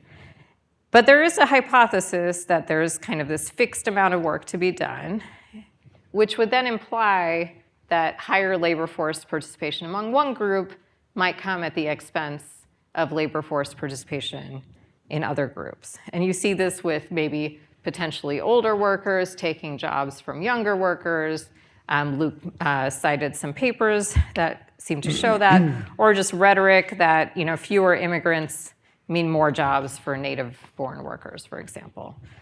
So, Nick, how do you think this? What is your response to this argument, or how do you think later retirements contribute to the declines in prime-age male labor force participation that you described? Well, I was trained in economics shortly after Fred Flintstone retired. But back in those days, we were taught that there was something called the lump of labor fallacy. And the idea was not that the creator had sprinkled a certain number of hours on every continent, and if you picked them up, somebody else isn't going to get them. Labor forces, workforces create value added. Value added creates possibility for demand, which also creates possibility for more labor. And I think the record of trying to limit work hours of labor forces in different places in Europe and elsewhere is a pretty unfortunate one. That's not to say that there isn't a role for the sort of dynamism that Luke was talking about. A more dynamic workforce with a more churn is going to create more opportunities for older people and younger people. And we have seen a certain amount of sclerosis in the US workforce and also in the business sector with the creation and destruction of birth and death of corporations.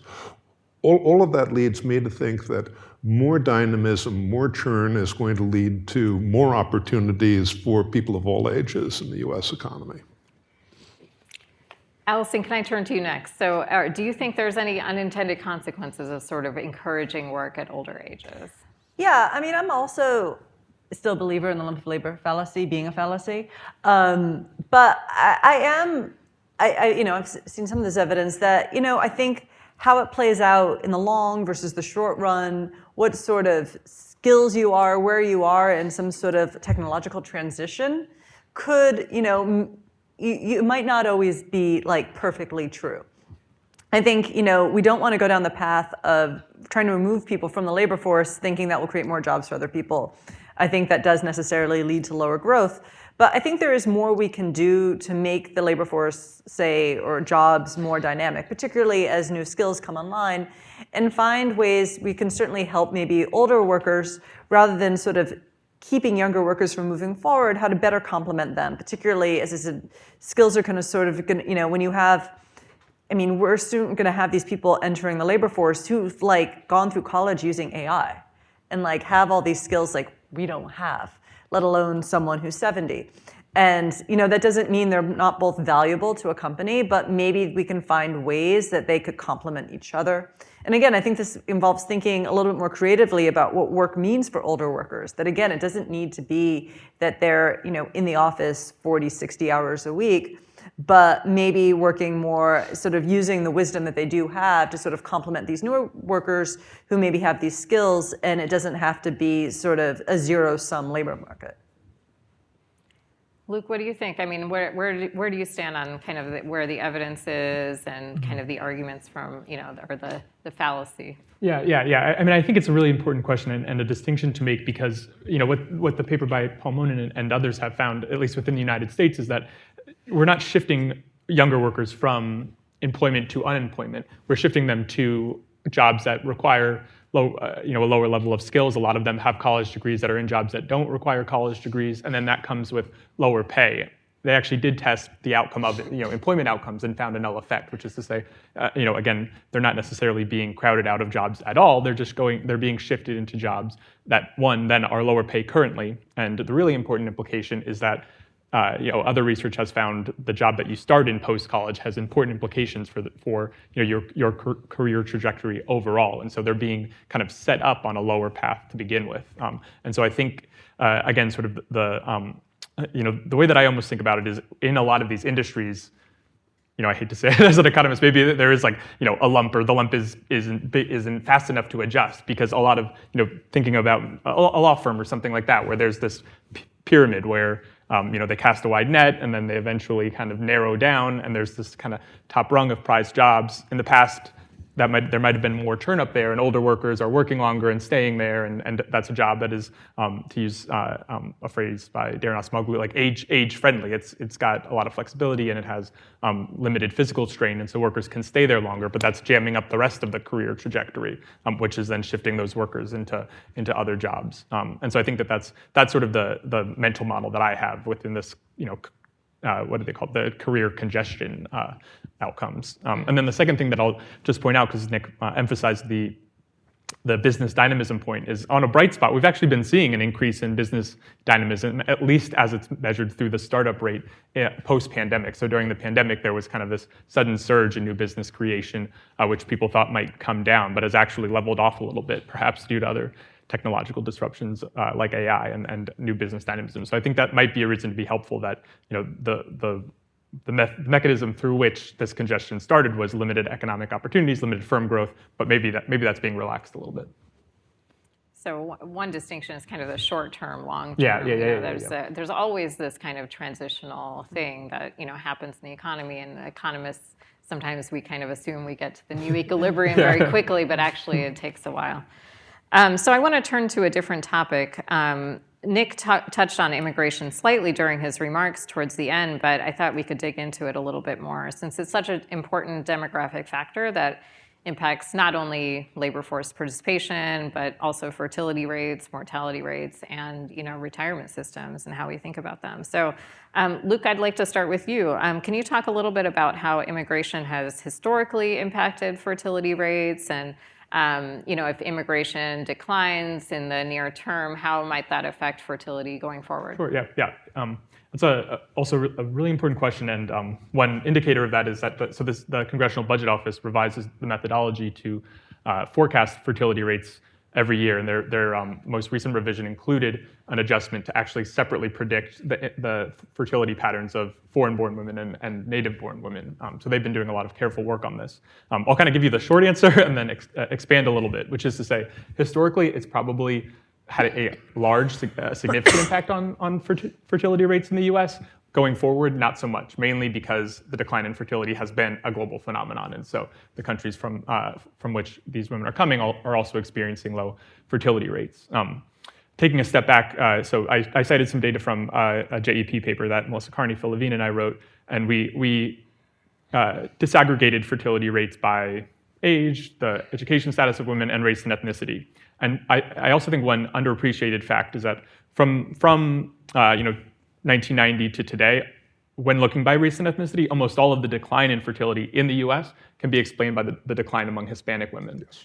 In 1990, looking at a different measure of fertility, the number of births per 1,000 women, Hispanic women had about 160 births per 1,000 women. White non-Hispanic women were at about 59. That number stayed pretty constant, actually. That hasn't changed that much. But what we've seen post-Great Recession, when the decline in fertility happened in the US, was a sharp drop in the fertility rate among Hispanic women. And they're basically at the same rate right now. So we've seen this compression, both to about around 60 births per 1,000 women.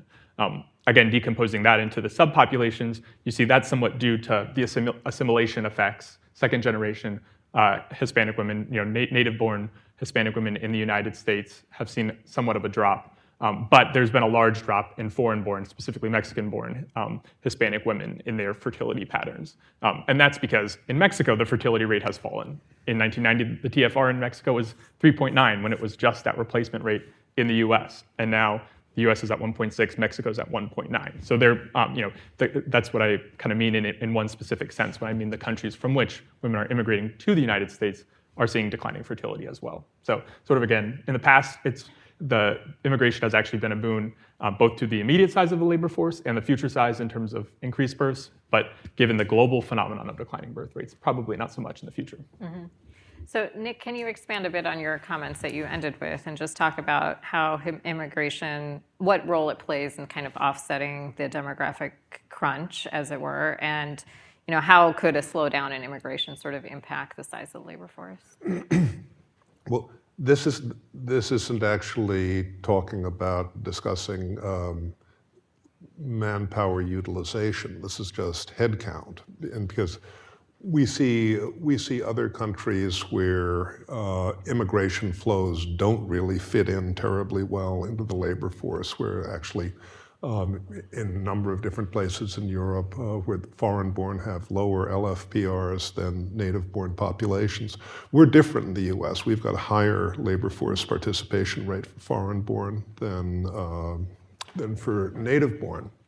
But given our population structure at this point,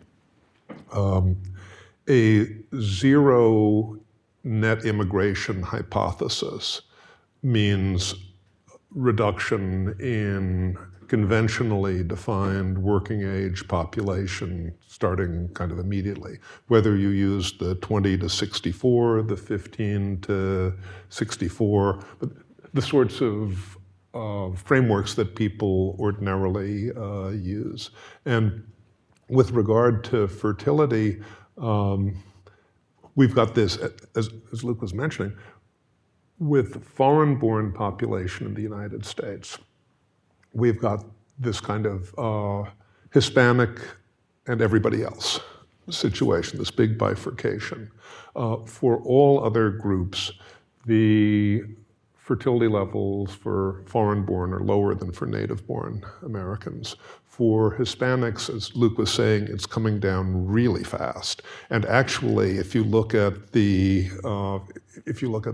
data from national statistics in Mexico and Central America and Latin America, it's even faster than the United Nations sees, because they're looking in the rearview mirror and they're using their stochastic probability models. Mexico City today has less than 1 birth per woman per lifetime. Mexico's official statistics on births are actually lower now than the US birth level. It's the first time since we've started doing these sorts of numbers. That notwithstanding, if you go back and try to do these sorts of calculations, which are a little bit complicated, it's clear that most of the population growth in the United States since the liberalization of our immigration laws in the mid-1960s are due to either immigrants or their descendants. And so there's also a compound interest effect to a zero immigration hypothesis. Allison, I want to turn to you, and can you speak a little bit to how just immigration impacts retirement systems? Because this is also kind of, Social Security is also kind of an important aspect of how immigrants also add to the workforce and the retirement. Yeah, I mean, obviously, they pay Social Security taxes, and even if they're not citizens, and that certainly makes Social Security important. I also want to stress, and that would be for immigrants of all earning and skill levels, but the other issue about retirement that we don't really spend a lot of time talking about, and is a big issue for all OECD countries that we haven't figured out, is long-term care. And we don't have a good way to pay for it. It's incredibly expensive, and it is largely dependent on migrants who take care of people as they get quite old and need a lot of help. And with a lot less immigrants, we don't really, that sort of makes that problem, that very sort of high cost problem that we haven't solved. I mean, that is the flip side of people living much longer, is people are also having more years in ill health and needing care. And without a lot of migrants who are really sort of shouldering that burden, we don't really have a good way to do that, because it becomes a lot more expensive. We don't have that many people willing to do that jobs who are natives. So I think there is the Social Security issue, which is sort of important and hits all migrants. But I think the long-term care issue is something like no one really ever really wants to deal with head on, because it's just so expensive and intractable. And I don't see without migrants how we could even begin to approach it. Great. So, I mean, not great, but so I want to ask one more question of our panel and then turn it over to the audience. But, just suppose we're in this world where we're basically at roughly 1.6, but decidedly below replacement rate fertility, and, gradually increasing life expectancy among those 65 and older. What retirement system is feasible in this demographic context? Allison, maybe I'll start with you. Well, I'm I'm a retirement economist for a long time, kind of agnostic between defined benefit and defined contribution plans, as long as they're well-funded and well-designed. I think defined contribution is a little easier to design well and set up the incentives, but I'm not opposed to DB. I think, but what we're finding with these demographic shifts, though, what becomes completely unfeasible is pay-as-you-go. You've got to, I think that was always sort of the free lunch we thought we had in the middle of the 20th century, that as long as we had a growing population, you could have people who got pretty rich retirement benefits without really paying in for them themselves. And once we have this big shift in populations where we have, a lot of older people and in some countries even, falling population on the young side, it's just you can't do pay-as-you-go at all anymore. You really need to properly fund retirement benefits, which again is why I get agnostic between defined benefit and defined contribution. Defined benefit plans, I think, have this downside of it's really tempting to sort of underfund them and make them look better funded than they are. That's harder to do with defined contribution plans, which I guess is their benefit, although they have their own issues, particularly with individuals having to bear the risk themselves, which can sometimes be less efficient depending on how you structure it. And there's issues with how we've structured defined contribution plans pretty much everywhere. So, and I said, when I just see defined benefit or defined contribution, that could be government benefits or retirement accounts. But I think the one sort of takeaway is the days are over where we can just count on young people to pay for our retirement. We've got to start fully funding our retirements, whether it's state benefits, municipal pensions, or our own defined contribution plans. Nick, Luke, do you have anything to add there? I completely agree with what Allison was saying. See her and raise her one, which is that we have to think not just about if we're looking at the prospect of long-term population decline in the context of pervasive aging, and it's not crazy to think that that's what we're going to be looking at in most of the world and maybe even in the United States. We've got to have a very broad rethink, a very broad set of adjustments to maintain and increase prosperity in a shrinking, aging world. For sure, retirement systems have to change. Public public finance becomes very important. Budget discipline becomes increasingly important. Flexible labor markets become increasingly important. The way that corporations work is going to have to be rethought in a way. The way that investors look at prospects are going to have to change, because rising consumer demand isn't going to bail you out in the way that it has in the past. Family changes profoundly in a very low fertility world. The whole extended family network changes. And so individual behavior is also going to have to change. We haven't really started to think this through. And it's going to be a big task. It's going to be a lot more adjustment required than the sorts of adjustment that people are thinking about for climate change. Every corporation has got like a climate change policy. They don't have a depopulation policy. Mm-hmm. Luke, anything to add? Yeah, I'll just say a few things. I think kind of reiterating, Allison, what you were saying in your opening slides, I sort of think just like the whole system where we work till we're 65 and then retire and enjoy some leisure before we die, it doesn't necessarily fit the world that we live in right now. In a more flexible system where folks can go from full-time to part-time, or can retire then unretire, and can kind of fit the needs that they have is one that we need to move into and think about how to finance. I mean, I think on a more sort of operational perspective, I think we'll see a lot more layering. We'll have, there'll be Social Security, there'll be 401ks, there'll be those sort of defined contribution plans, and then we might see IRAs. On top of that, one interesting trend that I used to track in my previous job when I worked at a payroll company was these state auto IRAs, that a lot of states now are passing laws that require businesses, up to 5 employees or higher, to offer employees and to often automatically enroll them in IRAs, and we're seeing a significant increase in participation, which might bode well for retirement security later, but that's a longer term question. And then I think Nick, to your point about and then a little bit to your point about the elder care. In the US, a lot of the decline in fertility, and I should actually say almost all of the decline in fertility, has to do with a rise in childlessness. It's not just that everybody's sort of having 1, 2 fewer kids, that there's a significant portion of the population that is not having children at all.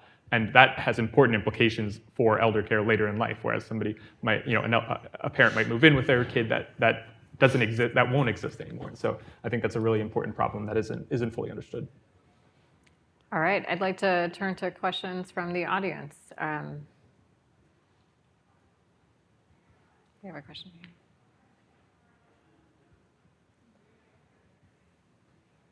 Thank you. So this one can go out to anyone on the panel. In the US, we're currently experiencing a significant political backlash that seems to, in large part, have been driven by immigration levels over the past several decades. The UK is also experiencing a similar, perhaps even larger backlash politically as well. And I wonder if any of you could speak to, in this aging world where we may absolutely require some degree of migration to make up for the children that people aren't having in our labor force, how you manage that political backlash that at this point seems inevitable, and does that look like different sorts of immigration systems than the ones we currently have in the West, maybe something that looks more like how the Gulf states manage immigration? I'll start. I think there's a lot of backlash to immigration pretty much throughout sort of every Western country right now. And on the other hand, as you point out, it's kind of, with the shrinking populations, it's not really, it's something we need, which is one of the reasons we got so much of it. But I understand a lot of the backlash might have been because something about it seemed very chaotic and not controlled, and sort of made people feel under threat culturally. And it's not a perfect solution, but I think a better solution is just being more thoughtful about our immigration policy. Which migrants we want to prioritize in terms of skill, in terms of where they're from. I mean, these aren't easy things to do, and I mean, everyone in America always throws their hands up and they're like, well, Congress won't pass anything. Well, they kind of have to. And I think people can be more open to immigration when it seems like we actually have a policy that's been communicated to them and makes sense and is actually consistent with our economic needs. And as I said, that doesn't mean we just need high-skilled migrants. We also need low-skilled migrants too, to fill different needs. But I think we sort of have to be thoughtful about what our priorities are. Like right now, most of the people who get permanent resident cards are through family reunification, which means a lot of them don't work. They tend to be lower skill, have no plans to ever join the labor force. As I said, it's not as big an issue as it is in Europe, but it is an issue. Certainly the way the asylum program was sort of abused in the Biden era also, I think, destroyed a lot of goodwill for migration. So I think, it is something we need, but I think people could be more open to it if we just actually had good policies that were part of the democratic process and were well explained to people and seemed to meet our needs. I did a paper you can find online at AEI earlier this year, which gives away my view, which is called America's Immigration Mess, an illustrated guide. It goes through, it pulls together a lot of data, but without kind of drowning you in that, I'd say that we have been here before. We weren't always a nation of immigrants. Between 1914 and 1965, America had relatively few immigrants, with quite restrictive laws. Why did we have quite restrictive laws?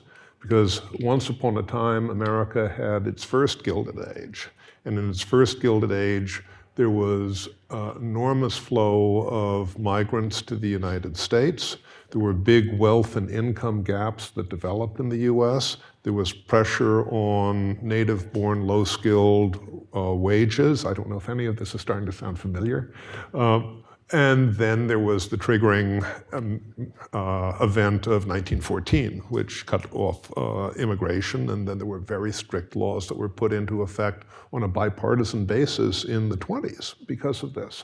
What we've got to have is, you're never going to get a Pareto optimal solution, but you want to get as close as you can to a situation which has winners without losers and to compensating the losers. And we haven't been that good at trying to think that part through.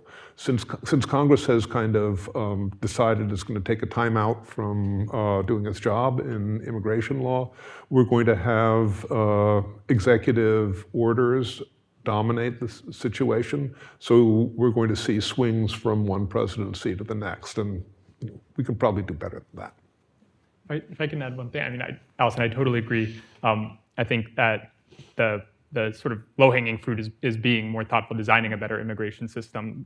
We only allot 7% of our green cards in the US to people based on the basis of employment or skills right now. And I think aligning the immigration system with the needs of a modern economy is definitely a first step.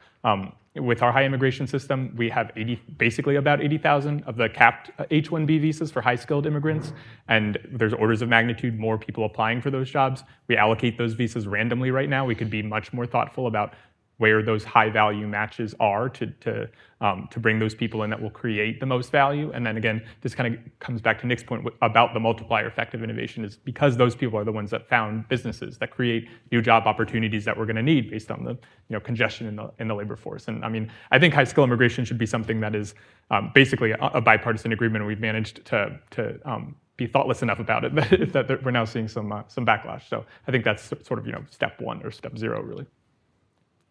I think we might have time for one more question. There's one in the back.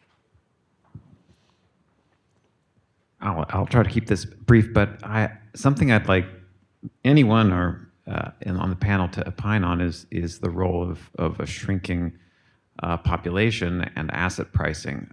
So around not just liquid assets, which are important to the functioning of, increasingly important to the functioning of the retirement system, but also housing stock, which is, in this country at least, fairly constrained and has been probably propped up by inventory. But those asset prices have also, I think, fueled a lot of people's liquidity in retirement. So if you could, conjecture on what those, linchpins will how they all behave, or perhaps I should say, what are the implications for asset prices in this context of a shrinking labor force or an aging one? Well, it's an interesting debate. I think even for housing pricing, for me, everything in financial markets comes down to the 10-year bond yield, because I just love it. And it's how all assets are priced, including mortgage rates. So we'll start there. And the relationship between aging population and interest rates, for years, economists always assumed an aging population meant higher or lower interest rates just because you had more people saving. Although I feel like whether or not they're actually holding bonds really comes down a lot to policy, various financial repressions or pension policy. And I'm starting to think it might go the other way. Ken Rogoff has a nice paper where I think he shows it goes the other way. And that could largely just because we have to take out so much debt to pay for these people. And so that would mean higher interest rates. The housing issue, wouldn't be such a big problem with older people still largely staying in their house. That is also partially a function of the screwy mortgage market we have right now. It is that, we don't build enough housing. So people getting older and staying in their homes means there's this is where the shortage actually does really definitely matter. Because if you just don't have enough housing, then all of a sudden you get the shortage and you get young people. There was just, I think Bloomberg just had a column this week, or just today, that the average age of a home buyer is now, first-time home buyer is 40. Yeah. And in the 80s, it was like 28. Yeah. And I mean, again, this isn't so much of aging as, again, sort of our screwy housing policy that is sort of, the aging population just sort of pours fuel on the fire that way. Yeah, I think the aging in place, sort of to use a phrase, is really coupled with the lack of additional new housing is really driving the rise. And I would add one thing, which is in terms of the interest rates, the aging of the population and the additional investment might actually give us a little bit more fiscal space in terms of increasing the space that the government has to acquire new debt. But I think that's an interesting hypothesis about the rise. The only other thing that I'll say is that if you read some of the notes from the Treasury's Borrowing Advisory Committee, we can actually see that it's affecting their decisions on how they structure the term of the issuance for Treasury debt, and they're moving much more to the shorter end. And right now, that might be more fiscally advantageous than it used to be, given high long-term interest rates. But that has significant implications for financial market functioning and money market mutual funds, and also during the last decade, before the pandemic raised long-term interest rates, that actually was costing the government money because they could have locked in really low long-term interest rates, but because institutional investors that were dealing with the coming commitments of the retirement generation needed short-term assets, they had to structure their issuance in such a way that actually cost the government money.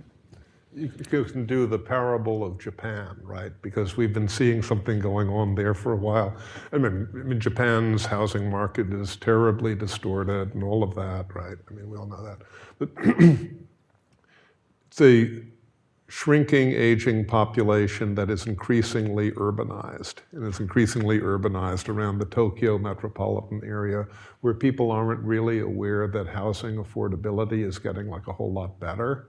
And so you've got this paradox, if you, in a shrinking, aging society, you're in luck that there's a lot of housing that's out there, but they've got this whole phenomenon now in Japan, which is like the abandoned rural housing and stuff. So there's a lot of housing stock, you just have to want to live there. Well, with that, we are at time. So I want to thank all the panelists for their participation and the audience, and let's give them a hand. And we do not have a break right now. We're transitioning straight to Gustavo's closing remarks. So.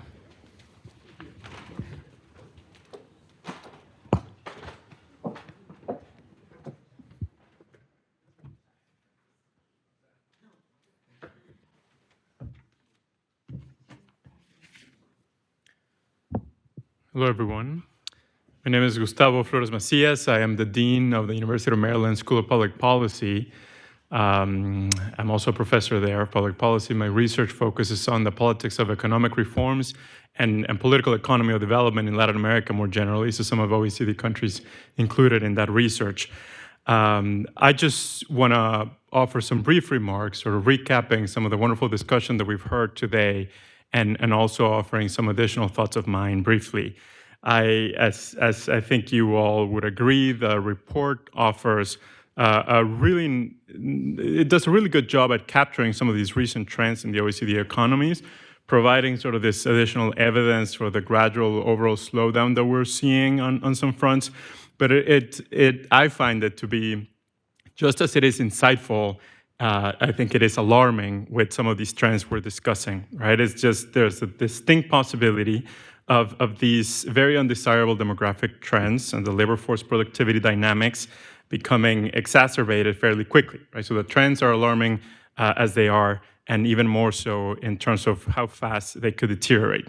And as we heard from our panelists today, in terms of the democratic pressures, the democratic transition is certainly reshaping the labor markets. Declining birth rates, longer life expectancies, increasing retirement rates will steadily reduce the balance of working age adults in most of these OECD economies. And this shift is not just short-term, but a structural change that affects growth, it affects fiscal stability, and it potentially affects social cohesion. Regarding the future of labor force productivity, we heard that in order to support an aging workforce and sustain living standards, worker productivity is of utmost importance. And this means investing in skills, in technology, in innovation that produces measurable efficiency gains for the labor force and allows for greater job mobility. And importantly, the productivity agenda would also include health and working considerations, or working conditions that would enable healthy workers to remain in the workforce longer. Now, in terms of the size of the labor market and its evolution, right, the overall size of the labor market is likely to decrease in many advanced economies, even with these immigration offsets. Increasing participation among untapped resources in the workforce, such as women, healthy older adults, and migrants, is an important lever of development, and one that remains most often under domestic policy control. And technological change can mitigate some of these pressures by raising worker productivity if policy ensures that technologies complement rather than replace labor. Now, these key highlights I just mentioned, I think from they were clear in the report, I think they were evident in today's conversation, they suggest, at least from my perspective, that even though some of these demographic changes may seem unavoidable, the fate of their economic impact is not yet determined, right? So governments have some room to shape, at least in some form, these trajectories. And the quality of our institutions and policies, including how we align education, health, technology, will determine whether societies can remain prosperous in the coming years. Now, this is where I think good analysis, like the one we witnessed today, and good policymaking are critical. Now, it is difficult to ignore, in my view, and this came up in some of the conversations as well, that we're living in a moment in which government policies can be directly contributing to further exacerbating these trends. In the context of demographic decline in some OECD countries, we are making it harder to attract human capital that we need to sustain economic growth. And when it comes to labor force productivity, in some countries, we are also closing the doors to skilled immigrant labor who would have stayed in country, say, after pursuing a degree in higher education, and who would have contributed toward the type of innovation that brings important gains in productivity. Additionally, economic protectionism, as appealing as it may seem to bring relief to struggling communities, further undermines productivity by reducing competition and decreasing incentives to innovate. Now, to be sure, there is quite a bit of variation within OECD countries, but these protectionist and anti-immigration trends are becoming more and more popular around the world. The advent of artificial intelligence and other technological advancements, they hold great promise to address some of these challenges, but they also bring considerable uncertainty and stress, which in turn influence the popularity of these protectionist and anti-immigration policies I just mentioned. This only highlights, I think, the importance of not only certainly publishing this research, publishing these studies such as the OECD report, but also conducting the type of discussion that we heard today, in which experts take stock of the reality on the ground, make sense of it, and help policymakers chart an evidence-based path forward in tackling these significant challenges ahead. Think tanks and universities and School of Public Policies, like the one I have the privilege of leading at the University of Maryland, we all have a responsibility to serve as hubs for innovative research and train the future generation of policymakers that can promote these productivity-enhancing innovations in policy across governments. So I just want to end by commending this group for stepping up toward making an important contribution toward this effort. Right? So congratulations and thank you.